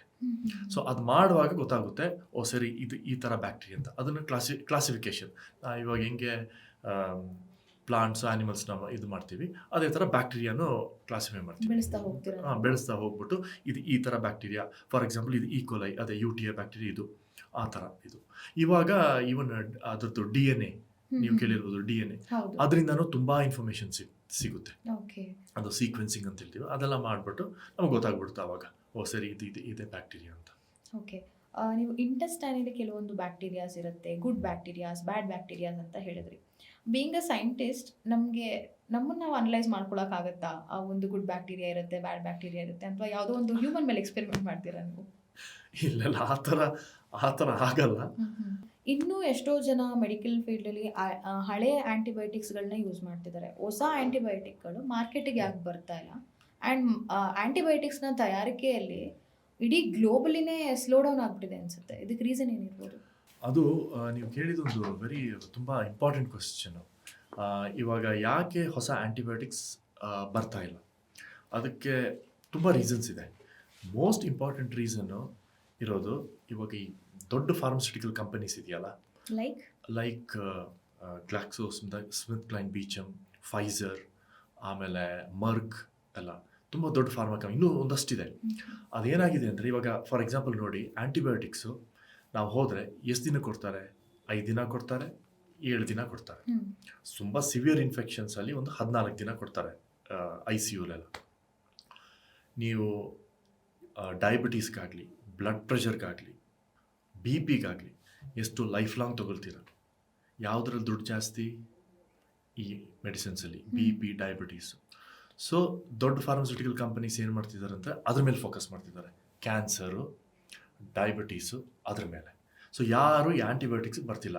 ಯಾಕಂದರೆ ನಾನು ಮೊದಲೇ ಹೇಳಿದೆ, $1 ಬಿಲಿಯನ್ ಅಷ್ಟೊಂದು ಎಷ್ಟು ಕೋಟಿಗಳಾಗುತ್ತೆ ಒಂದು ಆ್ಯಂಟಿಬಯೋಟಿಕ್ನ ತರಬೇಕಾದ್ರೆ. ಬಟ್ ಆ ಕಂಪನಿಗೆ ದುಡ್ಡು ಬೇಡವಾ ಲಾಸ್ಟಲ್ಲಿ? ಅದು ಲಾಸಲ್ಲಿ ಯಾರು ಮಾಡಲ್ಲ. ಸೊ ಅಟ್ಲೀಸ್ಟ್ ಅವ್ರು ಖರ್ಚು ಮಾಡಿದ್ದಾದ್ರೂ ಬರಬೇಕು. ಸೊ ಅದಕ್ಕೇನಾಗ್ತಿದೆ ಅಂದರೆ ದೊಡ್ಡ ಕಂಪನೀಸು ಏನು ಕೆಲಸ ಮಾಡ್ತಿಲ್ಲ ಇದ್ರ ಮೇಲೆ, 1-2 ಮಾಡ್ತಿರ್ಬೋದು. ಇವಾಗ ಚಿಕ್ಕ ಬಯೋಫಾರ್ಮಾ ಕಂಪನೀಸ್ ಫಾರ್ ಎಕ್ಸಾಂಪಲ್, ಇಲ್ಲ ಫಾರ್ಮಸ್ಯೂಟಿಕಲ್ ಕಂಪನೀಸು, ಈ ಗಂಗಾಜನ್ನು ಮತ್ತು ಬೇರೆ ಇದೆಲ್ಲ ಆಲ್ಮೋಸ್ಟ್ 80% ಇವಾಗ ಆ್ಯಂಟಿಬಯೋಟಿಕ್ ರಿಸರ್ಚ್ ಆಗ್ತಿರೋದೇ ಈ ಥರ ಚಿಕ್ಕ ಚಿಕ್ಕ ಫಾರ್ಮಾ ಆ್ಯಂಡ್ ಬಯೋಫಾರ್ಮಾ ಕಂಪನೀಸು. ಆಮೇಲೆ ಇದು ಮೇನ್ ರೀಸನ್ ಯಾವಾಗ ಸ್ಟಾರ್ಟ್ ಆಯ್ತಂದರೆ 2014 ಜಿಮ್ ಓನಿಲ್ ಅಂತ ಅವರೊಬ್ಬರು ಫೇಮಸ್ ಎಕಾನಮಿಸ್ಟು UK ಅಲ್ಲಿ. ಅವರು UK ಪ್ರೈಮ್ಸ್ ಮೇಲೆ ಒಂದು ದೊಡ್ಡ ರಿಪೋರ್ಟ್ ಕೊಟ್ಟರು, ಜಿಮ್ ಓನಿಲ್ ರಿಪೋರ್ಟ್ ಅಂತ, ಅವಾಗ 2014. ಆವಾಗ ಅವ್ರು ಹೇಳಿದ್ರು, ಇದನ್ನು ಇವಾಗ ಏನು ಮಾಡ್ದಿದ್ರೆ ಹೊಸ ಕಂಪನೀಸ್ ಬಂದು ಇದ್ರ ಮೇಲೆ ಆ್ಯಂಟಿಬಯೋಟಿಕ್ಸ್ ಮೇಲೆ ರಿಸರ್ಚ್ ಮಾಡ್ತಿದ್ರೆ 2050 ಎಷ್ಟೋ ಕೋಟಿಗಳ ಜನ ಸಾಯ್ತಾರೆ ಅಂತ. ಸೊ ಅದಾದಮೇಲೆ 2014 ಮೇಲೆ ತುಂಬ ಈ ಗೇಟ್ಸ್ ಫೌಂಡೇಶನ್ನು, ವೆಲ್ಕಮ್ ಟ್ರಸ್ಟ್ ಅಂತ ಸ್ವಲ್ಪ ಫಂಡಿಂಗ್ ಏಜೆನ್ಸೀಸ್ ಎಲ್ಲ ಬಂದ್ಬಿಟ್ಟು ದುಡ್ಡು ಕೊಡೋರು ಬಂದ್ಬಿಟ್ಟು ಈ ಥರ ಚಿಕ್ಕ ಚಿಕ್ಕ ಫಾರ್ಮಾ ಬಯೋಫಾರ್ಮಾ ಕಂಪನೀಸ್ ಫಂಡ್ ಮಾಡಿಬಿಟ್ಟು ಇವಾಗ ಸ್ವಲ್ಪ ಹೊಸ ಇದೆಲ್ಲ ಬರ್ತಾ ಇದೆ. ಇವಾಗ ನಾವು ಇವಾಗ ಆ್ಯಂಟಿಬಯೋಟಿಕ್ಸ್ ಅಂತ ಮಾತಾಡುವಾಗ ಅದು ಕೆಮಿಕಲ್ ಆ್ಯಂಟಿಬಯೋಟಿಕ್ಸ್. ಇನ್ನೊಂದೇನಂದರೆ ಇದು ನಾವು ಗಂಗಾಜನ್ ಅಂತ ಕಂಪನೀಸ್ ಮಾಡ್ತಿರೋದು protein antibiotics. So for example, ಇವಾಗ ನಮ್ಮದು ಡಿಫೆನ್ಸ್ ಫೋರ್ಸಲ್ಲಿ ಬೇಕಾಗಿರೋದು ಬರೇ ನಾವು ಆರ್ಮಿನೇ ಸ್ಟ್ರಾಂಗ್ ಮಾಡ್ಕೊಂಡಿದ್ರೆ ಸಾಲದು, ಏರ್ ಫೋರ್ಸು ಬೇಕು, ನೇವಿನೂ ಬೇಕು. ಸೊ ಆ ಥರ ಇವಾಗ ಆ್ಯಂಟಿಬಯೋಟಿಕ್ಸ್ ಬರೇ ಕೆಮಿಕಲ್ ಆ್ಯಂಟಿಬಯೋಟಿಕ್ಸು ಆರ್ಮಿ, ಇವಾಗ air force protein antibiotics, navy ಇನ್ನೊಂದು ಥರ. ಸೊ ಇದೆಲ್ಲ ಆದರೆ ಬ್ಯಾಕ್ಟೀರಿಯಾಗೆ ಕಷ್ಟ ಆಗುತ್ತೆ, ರೆಸಿಸ್ಟೆನ್ಸ್ ಆಗೋದು. ಸೊ ಆ ಥರ ಅಪ್ರೋಚು. ಬಟ್ ಮೇಯ್ನ್ ರೀಸನ್ ಇದು ಯಾಕೆ ಬರ್ತಾ ಇಲ್ಲ ಅಂತಿರೋದು, ಇವಾಗ ಈ ಬಿಗ್ ಫಾರ್ಮಸ್ಯೂಟಿಕಲ್ ಕಂಪನೀಸು ಅವರು ಅಷ್ಟೊಂದು ವರ್ಕ್ ಮಾಡ್ತಿಲ್ಲ, ದುಡ್ಡಿಲ್ಲ ಆ್ಯಂಟಿಬಯೋಟಿಕ್ಸ್. ಬಟ್ ಅದು ಇಲ್ಲ ಅಂತ ಬಿಡೋಕ್ಕಾಗಲ್ಲ. ಅಲ್ಲ, ದುಡ್ಡಿಲ್ಲ ಅಂತ ಹೇಳಿದ್ರೆ ಅಷ್ಟು ದೊಡ್ಡ ಕಂಪ್ನೀಸ್ಗಳಲ್ಲಿ ಯು ಟೋಲ್ಡ್ ದಟ್ ಕ್ಯಾನ್ಸರ್ಗೆ ಡಯಾಬಿಟಿಸ್ ಕಡೆ ಕಾನ್ಸಂಟ್ರೇಟ್ ಮಾಡ್ತಿದ್ದಾರೆ ಅಂತ ಹೇಳುವಾಗ, let's take an example, cancer ಟ್ರೀಟ್ಮೆಂಟ್ಗೆ ಕೀಮೋಥೆರಪಿ ಅಂತ ಲಕ್ಷ ಸುರಿತಾರೆ. ಒಂದು ಪೇಷಂಟ್ಗೆ ಲಕ್ಷ ಅಂತ ಹೇಳಿದ್ರೆ ಇಮ್ಯಾಜಿನ್ ಲಕ್ಷ ಪೇಷಂಟ್ಸ್ ಇರ್ತಾರೆ ಅಂತ ಹೇಳುವಾಗ ಆಬ್ವಿಯಸ್ಲಿ ಅಮೌಂಟ್ ಇದ್ದೇ ಇರುತ್ತೆ. ಅಥವಾ or they targeting on making profit? Exactly. ಅಂದರೆ ಸರ್ವಿಸ್ ಇಲ್ಲ ಇಲ್ಲಿ, ಮನಿ ಮೈಂಡೆಡ್ ಎಲ್ಲರೂ. I think that is the bottom line ಎಲ್ಲ ಕಡೆ. ಬಟ್ ಅವರು ಮನ್ಸು ಮಾಡಿದ್ರೆ ಮಾಡ್ಬೋದು, ಬಟ್ ಅವರು they are more interested because ಅವ್ರಿಗೆ ರಿಟರ್ನ್ಸು, ಶೇರ್ ಹೋಲ್ಡರ್ಸ್ಗೆ ದೇ ಆರ್ ಆನ್ಸರಬಲ್. ಸೊ ಆ ಥರ ಎಲ್ಲ ಬರುತ್ತೆ. ಹಂಗೆ ಲೆಕ್ಕ ನೋಡಿದ್ರೆ ಮೆಡಿಕಲ್ ಫೀಲ್ಡಲ್ಲೇ ತುಂಬ ಸ್ಕ್ಯಾಮ್ ಆಗ್ತಿದೆ ಅನಿಸ್ತಿಲ್ವಾ? ಆಗ್ತಾನೂ ಇದೆ, ಬಟ್ ಒಳ್ಳೆ ಕಂಪನೀಸು ಇದೆ, ಹಾನೆಸ್ಟ್ ಆಗಿ ವರ್ಕ್ ಮಾಡ್ತಿರೋ ಕಂಪನೀಸು ಇದೆ. ಬಟ್ ಇದು ಏನಂದರೆ ನಾವು ಕಲೆಕ್ಟಿವ್ ಆಗಿ ಇವಾಗ ಫಾರ್ ಎಕ್ಸಾಂಪಲ್ ಚಿಕ್ಕ ಕಂಪನೀಸು ನಾಳೆ ನಾವು ಮಾಡಿದ್ರು, ಈ ನಾನು ಹೇಳಿದ್ನಲ್ಲ ಕ್ಲಿನಿಕಲ್ ಟ್ರಯಲ್ಸ್ ಅನ್ನೋದು, ಅದೆಲ್ಲ ದೊಡ್ಡ ಕಂಪನೀಸ್ಗೆ ಕೊಡಬೇಕಾಗುತ್ತೆ ಫೈನಲಿ, ನಾವು ಮಾಡೋಕ್ಕಾಗಲ್ಲ. ಸೊ ಆ ಇದರೆಲ್ಲ ನೋಡಿದ್ರೆ ನಮಗೆ ವೆರಿ ಇಂಪಾರ್ಟೆಂಟು, ಈ ದೊಡ್ಡ big pharma companies should support antibiotic, should take initiative. ಮೊದಲೆಲ್ಲ 1960s 70s ಎಲ್ಲ ಅವರೇ ಮಾಡ್ತಿದ್ರು. ಇದು ಇವಾಗ ಲೈಫ್ ಸ್ಟೈಲ್ ಡಿಸೀಸಸ್ ಬಂತು, ಅವರು they are happy with this. ಇನ್ನೊಂದು ಮಿತ್ ಇದೆ, ವ್ಯಾಕ್ಸಿನ್ಸ್ ಆರ್ ಆಂಟಿಬಯೋಟಿಕ್ ಅಂತ ನಾವು ತಿಳ್ಕೊಂಡ್ಬಿಟ್ಟಿದ್ದೀವಿ. ಸೊ ವ್ಯಾಕ್ಸಿನ್ಸ್ ಆಂಟಿಬಯೋಟಿಕ್ ಎರಡು ಸೇಮಾ? ಇಲ್ಲ, they are totally different. Vaccines ಪ್ರಿವೆನ್ಷನ್ಗೆ, ವ್ಯಾಕ್ಸಿನ್ಸ್ ಕೊಡುವಾಗ ಒಂದು ಚಿಕ್ಕ ಪೀಸು, ಒಂದು ವೈರಸ್ ಬ್ಯಾಕ್ಟೀರಿಯಾನ ಇಂಜೆಕ್ಟ್ ಮಾಡುವಾಗ ಅದು ಇಮ್ಯೂನ್ ಸಿಸ್ಟಮ್ನ ಟ್ರೈನ್ ಮಾಡುತ್ತೆ. ರಿಯಲ್ ಬ್ಯಾಕ್ಟೀರಿಯಾ ಬರುವಾಗ ಆರ್ ವೈರಸ್ ಬರುವಾಗ ಅದು ಫೈಟ್ ಮಾಡೋದಕ್ಕೆ, ಅದು ಪ್ರಿವೆನ್ಷನ್ನು. ಆ್ಯಂಟಿಬಯೋಟಿಕ್ಸು ಥೆರಪಿ ಥರ, ಆಲ್ರೆಡಿ ಬ್ಯಾಕ್ಟೀರಿಯಾ ಒಳಗಿರುವಾಗ ಅದನ್ನು ಕೊಲ್ಲೋದಕ್ಕೆ. So they are totally different, but they protect the person. So vaccines ಬೇರೆ, ಆಂಟಿಬಯೋಟಿಕ್ ಬೇರೆ, ಅದಕ್ಕೂ ಇದಕ್ಕೂ ಲಿಂಕೇ ಇಲ್ಲ? ಇಲ್ಲ, ಲಿಂಕ್ ಇಲ್ಲ. ಓಕೆ. ಆ್ಯಂಟಿಬಯೋಟಿಕ್ಸಿಂದ ತುಂಬ ಸೈಡ್ ಎಫೆಕ್ಟ್ಸ್ ಆಗುತ್ತೆ. ರೀಸನ್ಸ್ ಬಿಕಾಸ್ ಕೆಲವೊಬ್ರು ಬಾಡಿ ಸಪೋರ್ಟ್ ಮಾಡದೇ ಇರ್ಬೋದು, ಬಟ್ ಡಾಕ್ಟರ್ ಪ್ರಿಫರೆನ್ಸ್ ಕೊಟ್ಟಿರ್ತಾರೆ ಆ್ಯಂಟಿಬಯೋಟಿಕ್ಸ್ ತಗೊಳ್ಳೇಬೇಕು ಅಂತ. ಅದರಿಂದ ಸೈಡ್ ಎಫೆಕ್ಟ್ಸ್ಗಳೇ ಜಾಸ್ತಿ ಹೊರತು ಕ್ಯೂರೇಬಲ್ ರೇಟ್ ಕಮ್ಮಿ ಇದೆ. ಇದಕ್ಕೇನಂತೀರಾ? ಅದು ಯಾಕಾಗುತ್ತಂದರೆ, ಇವಾಗ ಆ್ಯಂಟಿಬಯೋಟಿಕ್ಸ್ ನಾನು ಹೇಳಿದೆ ಬ್ಯಾಕ್ಟೀರಿಯನ್ ಕೊಲ್ಲುತ್ತೆ ಅಂತ. ಇನ್ನೊಂದು ನಮಗೆಲ್ಲ ಗೊತ್ತು, ಇಂಟೆಸ್ಟೈನಲ್ಲೂ ಬ್ಯಾಕ್ಟೀರಿಯಾ ಇದೆ ಅಂತ. ಆ ಆಂಟಿಬಯೋಟಿಕ್ಸು ಇದು ಗುಡ್ ಬ್ಯಾಕ್ಟೀರಿಯಾ ಬ್ಯಾಡ್ ಬ್ಯಾಕ್ಟೀರಿಯಾ ಅಂತ ಅದು ಗೊತ್ತಾಗಲ್ಲ. ಅದು ಹೋಗ್ಬಿಟ್ಟು ಎಲ್ಲನೂ ಕೊಂದಾಕ್ಬಿಡುತ್ತೆ. ಓಕೆ. ಸೊ ಒಳ್ಳೆ ಬ್ಯಾಕ್ಟೀರಿಯಾ ನಮ್ಮದು ನಾನು ಹೇಳಿದೆ ತುಂಬ ಬೆನಿಫಿಟ್ಸ್ ಇದೆ ಅಂತ. ಅದನ್ನು ಯಾವಾಗ ಕೊಲ್ಲುತ್ತೆ ಆವಾಗ ನಮಗೆ ಸುಸ್ತಾಗುತ್ತೆ, ಇಮ್ಯುನಿಟಿ ಕಮ್ಮಿ ಒಂದೊಂದ್ಸರಿ ಆಗ್ತಾ ಬರುತ್ತೆ. ಒಂದೊಂದ್ಸರಿ ಡೈರಿ ಆಗುತ್ತೆ. ಫಾರ್ ಎಕ್ಸಾಂಪಲ್ ಈ ಅಮಾಕ್ಸಿಸಿನ್ ಎಲ್ಲ ಒಬ್ಬೊಬ್ರು ತಗೊಂಡ್ರೆ ಡೈರಿ ಆಗುತ್ತೆ. ಅದು ಯಾಕಂದರೆ ಆ ಗುಡ್ ಬ್ಯಾಕ್ಟೀರಿಯಾ ಕಡಿಮೆ ಆಗಿಬಿಡುತ್ತೆ. ಬಟ್ ಇವೆಂಚುಲಿ ಅದು ಬರುತ್ತೆ. ಇವಾಗ ನಾವು ಮೊಸರು ತಿನ್ನುವಾಗ ಇಲ್ಲ ಈ ಪ್ರೋಬಯೋಟಿಕ್ಕು ಅದಕ್ಕೆ ಒಂದೊಂದ್ಸರಿ ಹೇಳ್ತಾರೆ ನೋಡಿ, ಈ ಆಂಟಿಬಯೋಟಿಕ್ ಜೊತೆ ಒಂದೊಂದ್ಸರಿ ಬಿ ಕಾಂಪ್ಲೆಕ್ಸ್ ಎಲ್ಲ ತಗೋಬೇಕು ಇಲ್ಲ ಪ್ರೋಬಯೋಟಿಕ್ ತಗೋಬೇಕು ಅಂತ. ಆ ಸಾಯಿಸೋ ಬ್ಯಾಕ್ಟೀರಿಯಾನ ಮತ್ತೆ ನಾವು ವಾಪಸ್ so normal. B complex is normally B complex just vitamins. ಯಾಕಂದರೆ ಈ ಗುಡ್ ಬ್ಯಾಕ್ಟೀರಿಯಾ ಆ ವೈಟಮಿನ್ಸ್ನ ಪ್ರೊಡ್ಯೂಸ್ ಮಾಡುತ್ತೆ. ಯಾವಾಗ ಅದು ಹೋಗುತ್ತೆ ವೈಟಮಿನ್ಸ್ ಎಲ್ಲ ಕಡಿಮೆ ಆಗುತ್ತಲ್ಲ, ಸೊ ಆವಾಗ ಒಂದು ಬ್ಯಾಕ್ಟೀರಿಯಾ ಒಳ್ಳೆ ಬ್ಯಾಕ್ಟೀರಿಯಾ ಮತ್ತೆ ಒಂದು ಒಳ್ಳೆ ಬ್ಯಾಕ್ಟೀರಿಯಾ ತಗೊಳ್ಳೋದು ಇಲ್ಲ ಮಲ್ಟಿ ವೈಟಮಿನ್ ಟ್ಯಾಬ್ಲೆಟ್ಸ್ ತಗೋಬೋದು. ಓಕೆ. ವಾಟ್ ಗಂಗಾಜನ್ ಇಸ್ ಡೂಯಿಂಗ್ ಈ ಬ್ಯಾಕ್ಟೀರಿಯಾ ಬ್ಯಾಕ್ಟೀರಿಯಾ ಕಾನ್ಸೆಪ್ಟಲ್ಲಿ ಗಂಗಾಜನ್ ಕಂಪ್ನಿ ಏನು ಮಾಡ್ತಿದೆ? ಯು ಟೋಲ್ಡ್ ಸಣ್ಣ ಸಣ್ಣ ಫಾರ್ಮಾಸ್ಯೂಟಿಕಲ್ ಬಯೋಟೆಕ್ನಾಲಜೀಸ್ಗಳು ತುಂಬ ರಿಸರ್ಚ್ ಮಾಡ್ತಿದೆ. ನಾವು ಏನೇ ಟೆಸ್ಟಿಗೆ ಕೊಡಬೇಕು, ಕ್ಲಿನಿಕಲಿ ಟೆಸ್ಟಿಗೆ ಕೊಡಬೇಕಂದ್ರೂ ದೊಡ್ಡ ದೊಡ್ಡ ಕಂಪ್ನೀಸ್ ಕೊಡಬೇಕು ಅಂತ. You guys are taking initiative in that. So basically Gangagen ಏನು ಮಾಡ್ತಿದೆ ಇದು? ಗಂಗಾಜನ್ ನಾವು 2000 ಸ್ಟಾರ್ಟ್ ಆಗಿದ್ದು. 2000 ಡಾಕ್ಟರ್ ರಾಮಚಂದ್ರನ್ ಅಂತ ಅವರು ಆಸ್ಟ್ರಾಜೆನೆಕಾ ಡೈರೆಕ್ಟರ್ ಆಗಿದ್ರು. ಅವರು ದಿಸ್ ಇಸ್ ವೆರಿ ಇನ್ಸ್ಪೈರಿಂಗ್. ನಾನು for youngsters this will be a good inspiring story. ಅವರು 66 ಇಯರ್ಸ್ ಅಲ್ಲಿ ಗಂಗಾಜನ್ ಸ್ಟಾರ್ಟ್ ಮಾಡಿದ್ದು, ಹೊಸ company. So just imagine 40s maximum 50s, okay 66 ಇಯರ್ಸಲ್ಲಿ he was so passionate. The reason ಇದು ಯಾಕಂದರೆ ಅವ್ರು ಆಸ್ಟ್ರಾಜೆನಿಕಲ್ಲಿರುವಾಗಲೇ ಅವ್ರು ನೋಡಿದರು ತುಂಬ antibiotic resistant bacterial infections. So ಅವ್ರು ಏನು ಮಾಡಿದ್ರು ಅಂದರೆ, ಸರಿ ಈ ಕೆಮಿಕಲ್ ಆಂಟಿಬಯೋಟಿಕ್ಸ್ ಇದೆ, ನಾನು ಬೇರೆ ಫೀಲ್ಡ್ಗೆ ಹೋಗ್ತೀನಿ, ಅದು ಬ್ಯಾಕ್ಟೀರಿಯೋಫೇಜಸ್ ಅಂತ. ಓಕೆ. ಸೊ ಬ್ಯಾಕ್ಟೀರಿಯೋಫೇಜಸ್ ಏನಂದರೆ, ನಮಗೆ ಹೆಂಗೆ ವೈರಸಸ್ ನಮಗೆ ಇನ್ಫೆಕ್ಟ್ ಮಾಡುತ್ತೆ, ಇವಾಗ ಕೊರೋನಾ ಥರ ಬ್ಯಾಕ್ಟೀರಿಯಾಗೂ ವೈರಸಸ್ ಇದೆ. ವೈರಸಸ್ಸು ಬ್ಯಾಕ್ಟೀರಿಯಾನು ಕೊಲ್ಲುತ್ತೆ, ಅದನ್ನು ಬ್ಯಾಕ್ಟೀರಿಯೋಫೇಜಸ್ ಅಂತೀವಿ. ಸೊ ಅವರು ಡಾಕ್ಟರ್ ರಾಮಚಂದ್ರನ್ ಯೋಚನೆ ಮಾಡಿದ್ರು, ಸರಿ ಇವಾಗ ಈ ಆಂಟಿಬಯೋಟಿಕ್ಸಲ್ಲಿದೆ ಈ ಬ್ಯಾಕ್ಟೀರಿಯೋಫೇಜಸ್ಸು, ಅದು ಹೊಸದೇನಲ್ಲ. ಈ ಸೋವಿಯತ್ ಯೂನಿಯನ್ ಆವಾಗ ರಷ್ಯಾದಲ್ಲಿ ಅವರು ಆವಾಗ 1920s 30sಲ್ಲಿ ಯೂಸ್ ಮಾಡ್ತಿದ್ರು. ಇವ್ರೇನು ಮಾಡಿದ್ರು, ಸರಿ ಇದನ್ನು ಇವಾಗ ಸ್ಟಡಿ ಮಾಡಿಬಿಟ್ಟು ಥೆರಪಿ ಮಾಡೋಣ ಅಂತ. ಇವಾಗ ಕರೆಂಟ್ಲಿ ರಿಸರ್ಚ್ ಏನು ಮಾಡ್ತಿದ್ರು ಅಂದರೆ ಪ್ರೋಟೀನ್ ಆಂಟಿಬಯೋಟಿಕ್ಸ್. ಇವಾಗ ಅದು ಫುಲ್ ವೈರಸ್ಸು, ಪ್ರೋಟೀನ್ಸು ನಮಗೆ ಗೊತ್ತು, ನಾವು ಪ್ರೋಟೀನ್ಸ್ ಆಹಾರದಲ್ಲಿ ತಿಂದರೆ. ಆಂಟಿಬಯೋಟಿಕ್ಸೇ ಕೆಮಿಕಲ್ ಬದಲು ಇದು ಪ್ರೋಟೀನ್. ಆ ಪ್ರೋಟೀನ್ ಆಂಟಿಬಯೋಟಿಕ್ಸ್ ಮೇಲೆ ಇದು ಮೇನ್ ರೀಸನ್ ಏನಂದರೆ, ಬೇರೆ ಬೇರೆ ಥರ ಬೇಕು. ನಾನು ಹೇಳಿದೆ army, navy, air force, different types ಬೇಕು ನಮಗೆ ಎನಿಮಿನ ಟಾರ್ಗೆಟ್ ಮಾಡೋದಕ್ಕೆ. ಸೊ ಅದರಿಂದ ಇದು ನಾವು ಲೆಟಸೇ ಅದು ಆರ್ಮಿ ಅಂದರೆ ಇದು ಏರ್ಫೋರ್ಸ್ ಅಂತ ಯೋಚನೆ ಮಾಡೋಣ. ಸೊ ಆ ಥರ ಗಂಗಾಜನ್ ಇದು ನಾವು ಇವಾಗ ಬ್ಯಾಕ್ಟೀರಿಯಲ್ ನ್ಯೂಮೋನಿಯಾಗೆ ಮೆಡಿಸಿನ್ ರಿಸರ್ಚ್ ಮಾಡ್ತಾ ಇದ್ದೀವಿ.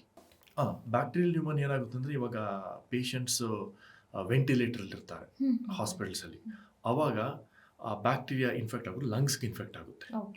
ಸೊ ಇವಾಗ ಬಿಕಾಸ್ ಆಫ್ ಈ ಡ್ರಗ್ ರೆಸಿಸ್ಟೆನ್ಸು, ಈ ಆಂಟಿಬಯೋಟಿಕ್ ರೆಸಿಸ್ಟೆನ್ಸು ವರ್ಕ್ ಆಗಲ್ಲ. ಅದಕ್ಕೆ ನಾವು ಈ ಪ್ರೋಟೀನ್ ಆಂಟಿಬಯೋಟಿಕ್ನ ಪೇಷಂಟ್ಸ್ಗೆ ಕೊಡೋ ಥರ ಇನ್ಫ್ಯೂಷನ್ ಆಗಿ, ಇಂಟ್ರಾವೀನಸ್ ಇನ್ಫ್ಯೂಷನ್ ಆಗಿ ಮಾಡಬೇಕಂತ ಇವಾಗ we have reached a certain stage. ಇನ್ನೂ ಸ್ವಲ್ಪ ಟೈಮ್ ಆದಮೇಲೆ if everything goes well, we are hoping for the best. So we will move further. Okay. ಈ ಸೂಪರ್ ಬಗ್ಸ್ ಅಂತ ಕರಿತೀರಲ್ವಾ ಬ್ಯಾಕ್ಟೀರಿಯಾಸ್ಗಳನ್ನ, how is this phage therapies helping it? Phage ಥೆರಪಿಯಲ್ಲಿ ಏನಾಗುತ್ತೆ ಅಂದರೆ, ಇವಾಗ super bugs are antibiotic resistant bacteria. Multiple ಆಂಟಿಬಯೋಟಿಕ್ಸ್ಗೆ they are resistant. ಇದು ಒಂದು ಡಿಫ್ರೆನ್ಸ್ ಇದೆ ಆಂಟಿಬಯೋಟಿಕ್ಸ್ಗೂ ಈ ಬ್ಯಾಕ್ಟೀರಿಯೋಫೇಜ್ ವೈರಸಸ್ಗೂ. Antibiotics they are called broad spectrum. ನಾನು ಹೇಳಿದೆ, ಅದು ಹೋಗ್ಬಿಟ್ಟು ನಮ್ಮ ಇಂಟೆಸ್ಟೈನ್ ಬ್ಯಾಕ್ಟೀರಿಯನ್ನೆಲ್ಲ ಕೊಂದ್ಬಿಡುತ್ತೆ ಅಂತ. ಅದಕ್ಕೇನಂದರೆ ಕಾರ್ಪೆಟ್ ಬಾಂಬಿಂಗ್ ಅನ್ಬೋದು, ಎಲ್ಲ ಇದು ಒಳ್ಳೆಯದು ಕೆಟ್ಟದು. ಈ ಬ್ಯಾಕ್ಟೀರಿಯೋಫೇಜಸ್ಸು ದೇ ಆರ್ ವೆರಿ ಸ್ಪೆಸಿಫಿಕ್. ಇವಾಗ ನಮ್ಮ UTI ಬ್ಯಾಕ್ಟೀರಿಯಾ ಆದರೆ ಬರೀ ಅದನ್ನ ಮಾತ್ರ ಹೋಗ್ಕೊಳ್ಳುತ್ತೆ. ಸೊ ನ್ಯಾರೋ ಸ್ಪೆಕ್ಟ್ರಮ್ ಅಂತೀವಿ ನಾವು. ಸೊ ಅಲ್ಲಿ ಅಡ್ವಾಂಟೇಜು ಇದೆ, ಸ್ವಲ್ಪ ಡಿಸ್ಅಡ್ವಾಂಟೇಜು ಇದೆ. ಅಡ್ವಾಂಟೇಜ್ ಏನಂದರೆ, ನಮ್ಮ ಇಂಟೆಸ್ಟೈನಲ್ ಬ್ಯಾಕ್ಟೀರಿಯಾ ಆರ್ ಸೇಫ್, ಬರೀ ಹಾರ್ಮ್ಫುಲ್ ಬ್ಯಾಕ್ಟೀರಿಯಾ ಮಾತ್ರ ಹೋಗ್ಕೊಳ್ಳುತ್ತೆ. But at the same time ಅದು ತುಂಬ ಸ್ಪೆಸಿಫಿಕ್ ಆಗೋಗುತ್ತೆ. ಸೊ ಅದರಿಂದ ಬಟ್ ರಿಸರ್ಚ್ ಆಗ್ತಾ ಇದೆ. ಇವಾಗ ನಮ್ಮದು ಪ್ರೋಟೀನ್ ಆಂಟಿಬಯೋಟಿಕ್ಸು ಅಷ್ಟೇ, it comes under the narrow spectrum category where the intestine bacteria are protected. Okay. ಆಂಟಿಬಯೋಟಿಕ್ಗೂ ಮತ್ತು ಈ ಫೇಸ್ ಥೆರಪಿಗೂ ಇರೋ ಡಿಫ್ರೆನ್ಸ್ ಏನು? ಅದೇ ಒಂದು ದೇ ಆರ್ ಬ್ರಾಡ್, ತುಂಬ ಬ್ರಾಡಾಗಿ ಇದು ಎಲ್ಲ ಬ್ಯಾಕ್ಟೀರಿಯನ್ ಕೊಲ್ಲುತ್ತೆ, ಇದು ನ್ಯಾರೋ. ಆಮೇಲೆ ಇನ್ನೊಂದೇನೆಂದರೆ ಇದರಲ್ಲಿ ನಮಗೆ 2-3 ವೈರಸಸ್ ಬೇಕು ಓಕೆ. ಇದಕ್ಕೆ, ವೆರಸ್ ಆ್ಯಂಟಿಬಯೋಟಿಕ್ಸಲ್ಲಿ ಜಸ್ಟ್ ಒಂದು ಕೆಮಿಕಲ್ ಸಾಕು. ಸೊ ಇದನ್ನು ಕವರ್ ಮಾಡೋದಕ್ಕೆ. ಬಟ್ ಆಮೇಲೆ ಮೋಸ್ಟ್ ಇಂಪಾರ್ಟೆಂಟು ಈ ಆ್ಯಂಟಿಬಯೋಟಿಕ್ಸು ತುಂಬ ಚಿಕ್ಕದು, ಸ್ಮಾಲ್ ಮಾಲಿಕ್ಯೂಲ್ಸ್ ಅಂತೀವಿ, ತುಂಬ ಚಿಕ್ಕದು. ವೆರಸ್ ಇದು ವೈರಸಸ್ಸು. ಸೊ ಅದಕ್ಕೆ ಇನ್ನೂ ಅದು mainstream antibiotics antibacterial ಥೆರಪಿಗೆ ಬಂದಿಲ್ಲ. ಬಿಕಾಸ್ ಇದೆಲ್ಲ ರೆಗ್ಯುಲೇಷನ್ ಥ್ರೂ ಹೋಗುತ್ತೆ, food and drug administration, FDA regulation. ಅಲ್ಲೇನಾಗೋದು ಅಂದರೆ ಅವ್ರು ನೋಡ್ತಾರೆ, ಸರಿ ಇದಕ್ಕೆ ಸೇಫ್ಟಿ ಇದೆಯಾ, ಸುಮ್ಮನೆ ಇಂಜೆಕ್ಟ್ ಮಾಡಿದ್ಮೇಲೆ ಸೈಡ್ ಎಫೆಕ್ಟ್ಸ್ ಇರಬಾರ್ದು, ಅದೆಲ್ಲ ನೋಡಿಬಿಟ್ಟು ಅದಾದಮೇಲೆ ಅವ್ರು ಅಪ್ರೂವ್ ಮಾಡೋದು. ಸೊ ಇವಾಗ ಬ್ಯಾಕ್ಟೀರಿಯೋಫೇಜ್ ಥೆರಪಿ ಮೇಲೂ ಭಾಳ ರಿಸರ್ಚ್ ನಡೀತಾ ಇದೆ, ಬಟ್ ಇನ್ನೂ ಯಾವುದು ಮಾರ್ಕೆಟಿಗೆ ಬಂದಿಲ್ಲ, ಟ್ರಯಲ್ಸ್ ಆಗ್ತಾ ಇದೆ. ಓಕೆ. ಈ ಫೇಸ್ ಥೆರಪಿ ಅನ್ನೋ ಕಾನ್ಸೆಪ್ಟ್ನ ಗಂಗಾಜನ್ ಅವರು ದೇ ಆರ್ ಬ್ರಿಂಗಿಂಗ್ ಔಟ್ ಅಂತ ಹೇಳಿದ್ರೆ, ಸೊ ಇದು ಹ್ಯೂಮನ್ಸ್ಗೆ ಸೇಫಾ? ಹ್ಯೂಮನ್ಸ್ ಇಲ್ಲಿ ತನಕ ಆ ಥರ ಸೈಡ್ ಎಫೆಕ್ಟ್ಸ್ ಏನಾಗಿಲ್ಲ, ಬಿಕಾಸ್ ಈ ಬ್ಯಾಕ್ಟೀರಿಯೋಫೇಜಸ್ ಅನ್ನೋದು ನಮ್ಮ ಬಾಡಿಯಲ್ಲೂ ಇರುತ್ತೆ. ಇವಾಗ ಇಂಟೆಸ್ಟೈನಲ್ಲೂ ಇದೆ, ಬೇಕಾದಷ್ಟು ಇರುತ್ತೆ ನಂಬರ್ಸು.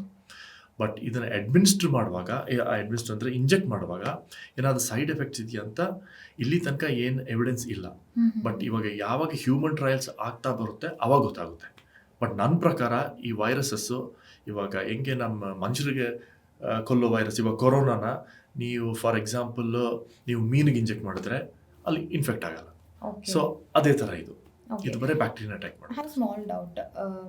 ಇವಾಗ ನಾರ್ಮಲಿ ಕಾಸ್ಮೆಟಿಕ್ಸ್ ರಿಲೇಟೆಡ್ ಏನೇ ಇದ್ರೂ ಸಹ ಈ ಆ್ಯನಿಮಲ್ಸ್ ಮೇಲೆ ಅವರು probably it is like mouse ಅನ್ಸುತ್ತೆ, ವಿಚ್ ಇಸ್ ವೆರಿ ಗಿನಿಪಿಗ್, ಅದ್ರ ಮೇಲೆ ಅವರು ಟ್ರಯಲ್ ಮಾಡಿ ಇನ್ ಕೇಸ್ ಅದರಲ್ಲಿ ಸಕ್ಸಸ್ ಆಯಿತು ಅಂತ ಹೇಳಿದ್ರೆ ಹ್ಯೂಮನ್ಸ್ ಮೇಲೆ ಅವರು then they will get into the market ಅಂತ. ಸೊ ಇದೇ ರೀತಿ ಆ್ಯಂಟಿಬಯೋಟಿಕ್ಸು ನೀವು ನಮಗೆ ಕೊಡೋಕ್ಕಿಂತ ಮುಂಚೆ, ಲೆಟ್ಸ್ ಟೇಕ್ ಎನ್ ಎಕ್ಸಾಂಪಲ್, ಹ್ಯೂಮನಿಗೆ ಕೊಡೋಕ್ಕಿಂತ ಮುಂಚೆ ಯಾವ್ದು ಮೇಲೆ ಅವರು ಟ್ರಯಲ್ ಮಾಡ್ತೀರಾ? ಖಂಡಿತ. ಫಸ್ಟ್ ನಾವು ಟ್ಯೂಬ್ಸಲ್ಲಿ ಮಾಡ್ತೀವಿ, ಟೆಸ್ಟ್ ಟ್ಯೂಬ್ಸಲ್ಲಿ ನಮ್ಮದು ಮೆಡಿಸನ್ನ ಈ ಬ್ಯಾಕ್ಟೀರಿಯಾ ತೊಗೊಂಡು ಅಲ್ಲಿ ಕೊಲ್ತಾ ಇದೆಯಾ ಅಂತ. ಅದಾದಮೇಲೆ ನಾವು ಮೌಸು ಇಲಿಗಳ ಮೇಲೆ ಮಾಡ್ತೀವಿ, ಅಲ್ಲಿ ನೋಡ್ತೀವಿ. ಆಮೇಲೆ ಇನ್ನು 2-3 ಇವಾಗ ರ್ಯಾಟ್ಸ್ ಮೇಲೂ ಮಾಡ್ತೀವಿ. ಅದಾದಮೇಲೆ ಇನ್ನೊಂದು ಸ್ಪೀಶೀಸ್ ಮೇಲೆ ಮಾಡಿಬಿಟ್ಟು ಇದೆಲ್ಲ ಯಾಕೆ ಮಾಡೋದಂದರೆ ಫೈನಲಿ ನಮಗೆ ಬೇಕಾಗಿರೋದು ಈ ಡೋಸೇಜ್. ನೀವು ಆ ಡೋಸೇಜ್ ಇಂಪಾರ್ಟೆಂಟು ಆ್ಯಂಟಿಬಯೋಟಿಕ್ಸಲ್ಲಿ. ಇವಾಗ ನಾವು 500 mg ಅಂತೀವಿ, ಆ 500 mg ಮನುಷ್ಯರಲ್ಲಿ ಇವಾಗ ಅದು ಓಕೆನಾ, ಸೈಡ್ ಎಫೆಕ್ಟ್ಸ್ ಆಗ್ತಿದೆಯಾ? ಅದು ಬ್ಯಾಕ್ಟೀರಿಯಾನು ಕೊಲ್ಲಬೇಕು, ಮನುಷ್ಯರಿಗೂ ಮಿನಿಮಲ್ ಸೈಡ್ ಎಫೆಕ್ಟ್ಸ್ ಇರಬೇಕು. ಸೊ ಅದಕ್ಕೆ ಈ ಆ್ಯನಿಮಲ್ಸ್, ಈ ಪ್ರಾಣಿಗಳಲ್ಲೆಲ್ಲ ಟ್ರೈ ಮಾಡಿಬಿಟ್ಟು ಅಲ್ಲಿ ಕ್ಯಾಲ್ಕುಲೇಟ್ ಮಾಡಿಬಿಟ್ಟು, ಸರಿ ಹ್ಯೂಮನ್ ಟ್ರಯಲ್ಸಲ್ಲಿ ಮನುಷ್ಯರ ಮೇಲೆ ಟ್ರೈ ಮಾಡುವಾಗ ಇಷ್ಟು ಡೋಸೇಜ್ ಸೇಫ್ ಅಂತ. ಓಕೆ. ಮನುಷ್ಯರ ಮೇಲೆ ಟ್ರಯಲ್ ಮಾಡುವಾಗ what in case if something goes wrong? Usually ಆ ಥರ ಏನಾದರೂ ಆದರೆ ಆ ಟ್ರಯಲ್ನ ಸ್ಟಾಪ್ ಮಾಡ್ತಾರೆ. Okay. So that is very clear, ಟ್ರಯಲ್ನ ಸ್ಟಾಪ್ ಮಾಡ್ತಾರೆ. ಅದಕ್ಕೆ there will be lot of experiments being done before ನಾವು ಹ್ಯೂಮನ್ ಟ್ರಯಲ್ಸ್ ಹೋಗೋದಕ್ಕಿಂತ ಮುಂಚೆ. ಆ ಥರ ಆಗಿದೆ ಒಂದು ಮೆಡಿಸಿನ್ಗೂ. But why on animals? Because ಅದು ಜೀವ ಇರೋವಂಥ something effects to animal also. ಅದು ಐ ಮೀನ್ ನಮ್ಮ ಸ್ವಾರ್ಥಕ್ಕೋಸ್ಕರ ನಾವು ಆನಿಮಲ್ಸ್ ಮೇಲೆ ಟ್ರಯಲ್ ಮಾಡೋದ್ರಿಂದ ವೈ ಕಾಂಟ್ ಅದರ್ ವೇ? ಇವಾಗ ನಾವು ಟೆಸ್ಟ್ ಟ್ಯೂಬಿಂದ ಡೈರೆಕ್ಟ್ ಮನುಷ್ಯರ ಮೇಲೆ ಹೋಗೋಕ್ಕೆ ನಮಗೆ ಆ ಡೋಸೇ ಗೊತ್ತಿರಲ್ಲ. ಓಕೆ. ರ್ಯಾಂಡಮ್ ಆಗಿ ಹೋಗಬೇಕು. ಇವಾಗ 500 mg ಬದಲು ಸರಿ ನಾನು 1000 mg ಅಂತ ಯೋಚನೆ ಮಾಡಿಕೊಟ್ರೆ ಅವ್ರ ಟ್ರಯಲ್ಸಲ್ಲಿ, so it is highly unethical. So ಇವಾಗ ಇವಾಗ ನೀವು ಕೇಳಿದ ಕ್ವಶನ್ ಪ್ರಕಾರ ಇವಾಗ ಬರೀ ಆರ್ಗನ್ಸ್ ಮೇಲೆ ಫಸ್ಟ್ ಟ್ರೈ ಮಾಡ್ಬೋದಾ, ಆ ಥರ ಎಲ್ಲ ರಿಸರ್ಚ್ ಆಗ್ತಾ ಇದೆ. But for now it is very clear that ಇವಾಗ ಸದ್ಯಕ್ಕೆ. ಬಟ್ ಈ ಆ್ಯನಿಮಲ್ಸ್ ಮೇಲೆ ಟ್ರೈ ಮಾಡೋದು there are lot of approvals, under extremely approval ತಗೊಂಡು ಕಮಿಟಿ ಇದೆ, ಅದೆಲ್ಲ ಅದ್ರ ಆ ಬೇಸಿಸ್ ಮೇಲೆ ನಾವು ಮಾಡೋದು. ಹಾಗೆ ಅನ್ಎಥಿಕಲ್ ಆಗಿ ಮಾಡೋಕ್ಕಾಗಲ್ಲ. ಸೊ ನಾವು ಎಲ್ಲ ಪರ್ಮಿಷನ್ಸ್ ತಗೊಂಡು ಟೆಸ್ಟ್ ಮಾಡಿ ಆಮೇಲೆ ಅದನ್ನ ಮುಂದಕ್ಕೆ ಇದು ಮಾಡೋದು. Okay. Why is this dosage classified like 5 mg ಇದೆ, 10 mg ಇದೆ, 100 mg ಇದೆ, 200 mg ಇದೆ, 500 mg ಇದೆ? What is basically it's all about? ಅದು ನಮ್ಮ ಬಾಡಿಯಲ್ಲಿ, ನಮ್ಮ ಬ್ಲಡ್ಡಲ್ಲಿ ಇವಾಗ ನಾವು ಓರಲ್ ಒಂದು ಟ್ಯಾಬ್ಲೆಟ್ ತೊಗೊಂಡ್ರೆ ಇಲ್ಲ ಇಂಜೆಕ್ಷನ್ ತೊಗೊಂಡ್ರೆ ನಮ್ಮ ಬಾಡಿಯಲ್ಲಿ ಅದು ಲೆವೆಲ್ ಇದಕ್ಕೆ ಫಾರ್ಮಕೋಕೈನೆಟಿಕ್ಸ್ ಅಂತ ಹೇಳ್ತೀವಿ. ಸೊ ಅದ್ರ ಮೇಲೆ ಡಿಪೆಂಡ್ ಆಗುತ್ತೆ. ಆ ಬಾಡಿಯಲ್ಲಿ ಅಷ್ಟು ಮೆಡಿಸಿನ್ ಇರುವಾಗ 500 mg ಇರುವಾಗ ನಾನು ಹೇಳಿದೆ ಬ್ಯಾಕ್ಟೀರಿಯಾನೂ ಕೊಲ್ಲಬೇಕು, ಬಟ್ ಮನುಷ್ಯರಿಗೂ ಸೇಫ್ ಆಗಿರಬೇಕು. ಸೊ ಆವಾಗ ಅವ್ರು ಕರೆಕ್ಟು ಆ ಡೋಸೇಜ್ ಇದು ಮಾಡ್ತಾರೆ. ಒಂದೊಂದು ಟ್ಯಾಬ್ಲೆಟು 200 mg ಅಲ್ಲೇ ಸಾಕು, ಒಂದೊಂದು 500 ಬೇಕು, ಒಂದೊಂದು ಡೈಲಿ ಟ್ವೈಸ್ ಬೇಕು, Okay. ಒಂದೊಂದು 3 ಟೈಮ್ಸ್ ಬೇಕು. ಸೊ ಆ ಥರ ಇರುತ್ತೆ. Okay. Why is this AMR is very dangerous to India? Because if it start spreading, ನಾನು ಹೇಳಿದೆ 83% ಆಫ್ ಇಂಡಿಯನ್ಸ್, ಭಾರತೀಯರು, ವಿ ಕ್ಯಾರಿ ಆಂಟಿಬಯೋಟಿಕ್ ರೆಸಿಸ್ಟೆಂಟ್ ಇದು according to that study. So ಇದು ಇನ್ನೂ ಸ್ಪ್ರೆಡ್ ಆಗ್ತಾ ಇದ್ರೆ, ಫಾರ್ ಎಕ್ಸಾಂಪಲ್ ಅಟ್ಲೀಸ್ಟ್ ಹೆಲ್ದಿ ಜನರು okay, but what about aged people, ನಮ್ಮ ಮನೇಲಿರೋರು, cancer patients, surgery patients. Okay. So it is very dangerous. ಆಮೇಲೆ it should not go to a level where ತುಂಬ control ಇಲ್ಲದೆ ಹೋಗೋಯ್ತು ಅಂತ. ಆ ಲೆವೆಲ್ಗೆ ಬರಬಾರ್ದು. ಇವಾಗ ಹಿಂಗೆ ಕೊರೋನಾ ಟೈಮಲ್ಲಿ ನಾವೆಲ್ಲ we were in a panic mode. ಇವಾಗಲೇ ಅಡ್ರೆಸ್ ಮಾಡಿದ್ರೆ we can at least, we are not expecting that immediate ಒಂದು 100% ಆಗುತ್ತೆ ಅಂತ. Step by step. Most important is ಇದು ಅವೇರ್ನೆಸ್, ಆಮೇಲೆ diagnosis. So it is a multi factorial ಇದು ಸಿಸ್ಟಮ್ ಇದು. ಈ ಒಂದು ಕಾನ್ಸೆಪ್ಟ್ ಆ್ಯಕ್ಚುಲಿ ಯಾರ ತಲೆಗೂ ಬಂದಿರಲಿಲ್ಲ, ಸ್ಪೆಷಲಿ ಆಫ್ಟರ್ ನರೇಂದ್ರ ಮೋದಿ ನಮ್ಮ ಪ್ರೈಮ್ ಮಿನಿಸ್ಟರ್ ಅವ್ರು ಮಾತಾಡಿದ್ಮೇಲೆ ಈ ಒಂದು ಕಾನ್ಸೆಪ್ಟ್ ಎಲ್ಲ ಕಡೆ ಹಾಟ್ ಟ್ರೆಂಡಿಂಗ್ ಟಾಪಿಕ್ ಆಗಿದೆ. ಸೊ ಅವ್ರು ಮಾತಾಡಿದ ಕೂಡಲೇ ನಿಮಗೆ scientist, specially all the scientist, ವಿಜ್ಞಾನಿಗಳಿಗೆ ಅವರು ಆ ಒಂದು ಕಾನ್ಸೆಪ್ಟ್ನ ತೊಗೊಂಡು ಬಂದಾಗ ನಿಮ್ಗೆ ಏನು ಅನಿಸ್ತು? ಭಾಳ ಖುಷಿ ಆಯಿತು. ಯಾಕಂದರೆ ಅಷ್ಟೊಂದು ಹೈ ಲೆವೆಲ್ ಫೋರಮಲ್ಲಿ ಯಾವಾಗ ಅವ್ರು ಹೇಳ್ತಾರೆ, ಒಂದು ಜನರಿಗೆ ಇದು ಈ ವಿಷಯ ಹೋಗುತ್ತೆ. ಸೊ ಈವನ್ ಒಂದು 10% ಜನರು ಇದನ್ನು ಫಾಲೋ ಮಾಡಿಕೊಂಡು ಅವ್ರು ಹೇಳಿದ ಪ್ರಕಾರ, ಇದು ಫಾರ್ ಎಕ್ಸಾಂಪಲ್ ಸೆಲ್ಫ್ ಮೆಡಿಕೇಶನ್ ಮಾಡ್ಕೋಬೇಡಿ, ಆಂಟಿಬಯೋಟಿಕ್ ಕೋರ್ಸ್ ತಗೊಳ್ಳಿ ಅಂತ ಹೇಳಿದ್ರೆ ಅಟ್ಲೀಸ್ಟ್ ಅಷ್ಟಾದರೂ ಕಂಟ್ರೋಲ್ ಆಗುತ್ತೆ. ಅಲ್ಲಿಂದ ಇಟ್ ಇಸ್ ನಮ್ಮ ರೆಸ್ಪಾನ್ಸಿಬಿಲಿಟಿ. ಓಕೆ. AMRನ ಕಂಟ್ರೋಲ್ ಮಾಡಬೇಕು ಅಂತ ಹೇಳಿದ್ರೆ ಜನರಲ್ ಸಿಟಿಸನ್ಸು ಒಂದು 2 ಕಾನ್ಸೆಪ್ಟ್ಸ್ನ ಮೈಂಡಲ್ಲಿ ಇಟ್ಕೊಳ್ಳೇಬೇಕಾಗುತ್ತೆ. ಸೊ ಅಂಥ ಕಾನ್ಸೆಪ್ಟ್ಸ್ ಯಾವ್ದಾದ್ರು ಇದೆಯಾ? ಅದೇ ನಾನು ವೆರಿ ವೆರಿ ಇಂಪಾರ್ಟೆಂಟ್, ಇದು 2 ಅವ್ರಿಗೆ ಫಾಲೋ ಮಾಡಿದ್ರೆ AMRನ ನಾವು ಕಂಟ್ರೋಲ್ ಮಾಡ್ಬೋದು ಎಷ್ಟೋ ಇದರಿಂದ. ಒಂದು ಸೆಲ್ಫ್ ಮೆಡಿಕೇಶನ್, ಏನಾದರೂ ಇದ್ದರೆ ಡಾಕ್ಟ್ರ್ ಹತ್ರ ಹೋಗಿ ವಿತೌಟ್ ಡಾಕ್ಟರ್ಸ್ ಪ್ರಿಸ್ಕ್ರಿಪ್ಷನ್ ಆಂಟಿಬಯೋಟಿಕ್ಸ್ ತೊಗೋಬೇಡಿ, ಇಲ್ಲ ಸುಮ್ಮನೆ ಫಾರ್ಮಸಿಗೆ ಹೋಗಿ ತೊಗೊಳೋದು ಬೇಡ. ಇನ್ನೊಂದು ಡಾಕ್ಟ್ರ್ ಕೊಟ್ಟ ಮೇಲೆ ನೀವು ಅದನ್ನು ಕೋರ್ಸ್ ಕಂಪ್ಲೀಟ್ ಮಾಡಿ. ಸೇರಿ ಒಂದು 2 ದಿವಸ ತೊಗೊಂಡ್ರೆ ಬೇಡ, ಕೋರ್ಸ್ ಕಂಪ್ಲೀಟ್ ಮಾಡಿ. ಇದು 2 ಸಿಂಪಲ್ ಇದು ಜನರು ಫಾಲೋ ಮಾಡಿದ್ರೆ ತುಂಬ ಇಂಪಾರ್ಟೆಂಟು. ಇದೇ ಇನ್ಫಾರ್ಮೇಷನ್ನ ನಿಮ್ಮ ಫ್ಯಾಮಿಲಿ ಮೆಂಬರ್ಸು, ಫ್ರೆಂಡ್ಸ್ಗೆ ಅದನ್ನು ಹಂಗೆ ಅವೇರ್ನೆಸ್ ಕ್ರಿಯೇಟ್ ಮಾಡಿದ್ರೆ ಅದು ಇನ್ನೂ ಒಳ್ಳೆಯದು. ಸೊ ಇದು one final question. Next coming days, future ಡೇಸಲ್ಲಿ ಆ್ಯಂಟಿಬಯೋಟಿಕ್ ಇಲ್ಲ ಅಂತ ತಿಳ್ಕೊಳ್ಳಿ, ಅಥವಾ ಆ್ಯಂಟಿಬಯೋಟಿಕ್ಗೆ what is that, it has completely stopped ಅಂತ ತಿಳ್ಕೊಳ್ಳಿ. ಬಿಕಾಸ್ ಹೊಸ ರೋಗಗಳಿಗೆ ಹೊಸ ಆ್ಯಂಟಿಬಯೋಟಿಕ್ ತಯಾರಿ ಮಾಡಬೇಕು ಅಂತ ಹೇಳುವಾಗ you told it takes minimum of 13 to 15 years ಅಂತ ಹೇಳಿದ್ರಿ ನೀವು. ಸೊ ಸಿಚುಯೇಷನ್ ಹೇಗಿರುತ್ತೆ ಅಂತ ತಿಳ್ಕೊಳ್ಳಿ. ಇವಾಗ ಲೆಟ್ಸ್ ಟೇಕ್ ಎನ್ ಎಕ್ಸಾಂಪಲ್. ಆ ಒಂದು ಕಾಯಿಲೆ ಪ್ರತಿಯೊಬ್ಬರಲ್ಲೂ ಇದೆ, touch wood, it should not happen, but still I am saying, in case ಹಂಗಾಯಿತು ಅಂತ ಹೇಳುವಾಗ ಆ್ಯಂಟಿಬಯೋಟಿಕ್ಸ್ ಬೇಕೇ ಬೇಕು. ಆ್ಯಂಟಿಬಯೋಟಿಕ್ಸ್ ಇಲ್ಲ ಅಂತ ಹೇಳಿದ್ರೆ ದಟ್ ವಿಲ್ ಸಿವಿಯರ್ಲಿ ಎಫೆಕ್ಟ್, ಎಲ್ರಿಗೂ ಹೆಚ್ಚು ಕಮ್ಮಿ ಆಗುತ್ತೆ. ಸೊ ಈ ಥರ ಟೈಮಲ್ಲಿ ಆ್ಯಂಟಿಬಯೋಟಿಕ್ಸ್ ಇಲ್ಲ ಅಂತ ಹೇಳುವಾಗ, ಬೀಂಗ್ ಎ ಸೈಂಟಿಸ್ಟ್ ಆಗಿರ್ಬೋದು, ಮೆಡಿಕಲ್ ಫೀಲ್ಡ್ ಆಗಿರ್ಬೋದು, ಯಾವ ರೀತಿ ಪ್ರಿಕಾಷನ್ಸ್ ತೊಗೊತೀರಿ ನಾಳೆ ಆ್ಯಂಟಿಬಯೋಟಿಕ್ ಇಲ್ಲ ಅಂತ ಹೇಳುವಾಗ? When we have a slow ಮಾರ್ಕೆಟಲ್ಲಿ ತುಂಬ ಆ್ಯಂಟಿಬಯೋಟಿಕ್ಸ್ ಕಮ್ಮಿ ಆಗ್ತಾ ಬರ್ತಿರುವಾಗ ಈ ಥರ ಸಿಚುಯೇಷನ್ಸ್ನ ಯಾವ ರೀತಿ ನೀವು ಫೇಸ್ ಮಾಡ್ತೀರಿ, ಚಾಲೆಂಜಸ್ನ? ಇದು ಇವಾಗ ಏನಾಗುತ್ತಂದರೆ, ಫಾರ್ ಎಕ್ಸಾಂಪಲ್, ಬಿಕಾಸ್ ನಾವು we scientist we always have hope. ನಾನು 2 ಎಕ್ಸಾಂಪಲ್ ಕೋಟ್ ಮಾಡ್ತೀನಿ. ಒಂದು ದ ಮೋರ್ ರೀಸೆಂಟ್ COVID-19. ಅದು ಹೆಂಗೆ ನಾವು ಈ ಸೈಂಟಿಸ್ಟ್ ಎಲ್ಲ ಇದು ಮಾಡಿ ಇಮ್ಮಿಡಿಯೇಟ್ ಅದನ್ನು ವ್ಯಾಕ್ಸಿನ್ ತಂದು ನಾವು ಅವೇರ್ನೆಸ್ ಕ್ರಿಯೇಟ್ ಮಾಡಿ ಅದನ್ನು ಎಷ್ಟೋ ಕಂಟ್ರೋಲಿಗೆ ತಂದ್ವಿ. ಅದು ಅಂಥ ಡೆಡ್ಲಿ ವೈರಲ್ ಇನ್ಫೆಕ್ಷನ್. ಇನ್ನೊಂದು HIV and AIDS, 80s 90s ಅವಾಗೆಲ್ಲ ತುಂಬ ಇತ್ತು. ನಾನು ಓದುವಾಗೆಲ್ಲ ದಟ್ ವಾಸ್ ವೆರಿ ಪ್ರಾಮಿನೆಂಟ್. ಇವಾಗ ಅದು it is there, but we don't hear it much. ಯಾಕಂದರೆ ಅದರಿಂದ ತುಂಬ ರಿಸರ್ಚ್ ಆಗಿ ತುಂಬ ಅವೇರ್ನೆಸ್ ಇತ್ತು ಅವಾಗ ಅಬೌಟ್ ದಿಸ್, ಏನು ಮಾಡಬೇಕು ಮಾಡಬಾರ್ದು. ಅದೇ ಆನ್ ದೋಸ್ ಲೈನ್ಸ್ ಅದರಿಂದ ಇಫ್ ವಿ ಲರ್ನ್, ಅದೊಂದು ಪಾಠ ಥರ ಕಲಿತ್ಕೊಂಡು ನಾವು ಅದನ್ನೇ AMR ಇದಕ್ಕೆ ತಂದರೆ ಖಂಡಿತ ಅದು ಸಾಲ್ವ್ ಆಗೇ ಆಗುತ್ತೆ. All we need support from industry, ಆಮೇಲೆ government policies, and most important ಎಲ್ಲ ಮಾಡಿಬಿಟ್ಟು ಸಿಟಿಸನ್ಸ್ ಶುಡ್ ಫಾಲೋ.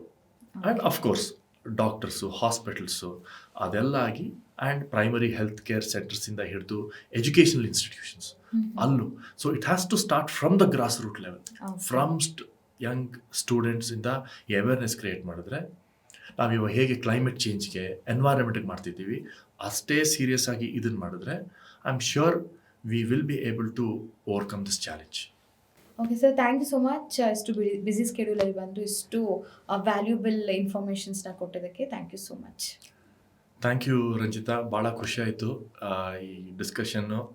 ನಂದು ಹೋಪ್ ಏನಂದರೆ ಈ ಮೆಸೇಜ್ ಎಲ್ಲ ಹೋಗಿ we can make a change to controlling the anti microbial resistance problem. ಆಮೇಲೆ ನಾನು ಪ್ರತಿಧ್ವನಿ ಟೀಮು ಎಲ್ಲ ತುಂಬ ಧನ್ಯವಾದ ಹೇಳ್ತೀನಿ. ನನಗೂ ಭಾಳ ಖುಷಿ ಆಯಿತು ಈ ಕಾನ್ವರ್ಸೇಷನ್ನು. ನಂದು ಫಸ್ಟ್ ಎಕ್ಸ್ಪೀರಿಯನ್ಸ್ ತುಂಬ ಖುಷಿ ಆಯಿತು. Thank you. ಹೆಚ್ಚಿನ ವಿಡಿಯೋಗಳಿಗೆ ಪ್ರತಿಧ್ವನಿ ಯೂಟ್ಯೂಬ್ ಚಾನೆಲ್ ಸಬ್ಸ್ಕ್ರೈಬ್ ಮಾಡಿ, ಬೆಲ್ ಐಕಾನ್ ಕ್ಲಿಕ್ ಮಾಡಿ.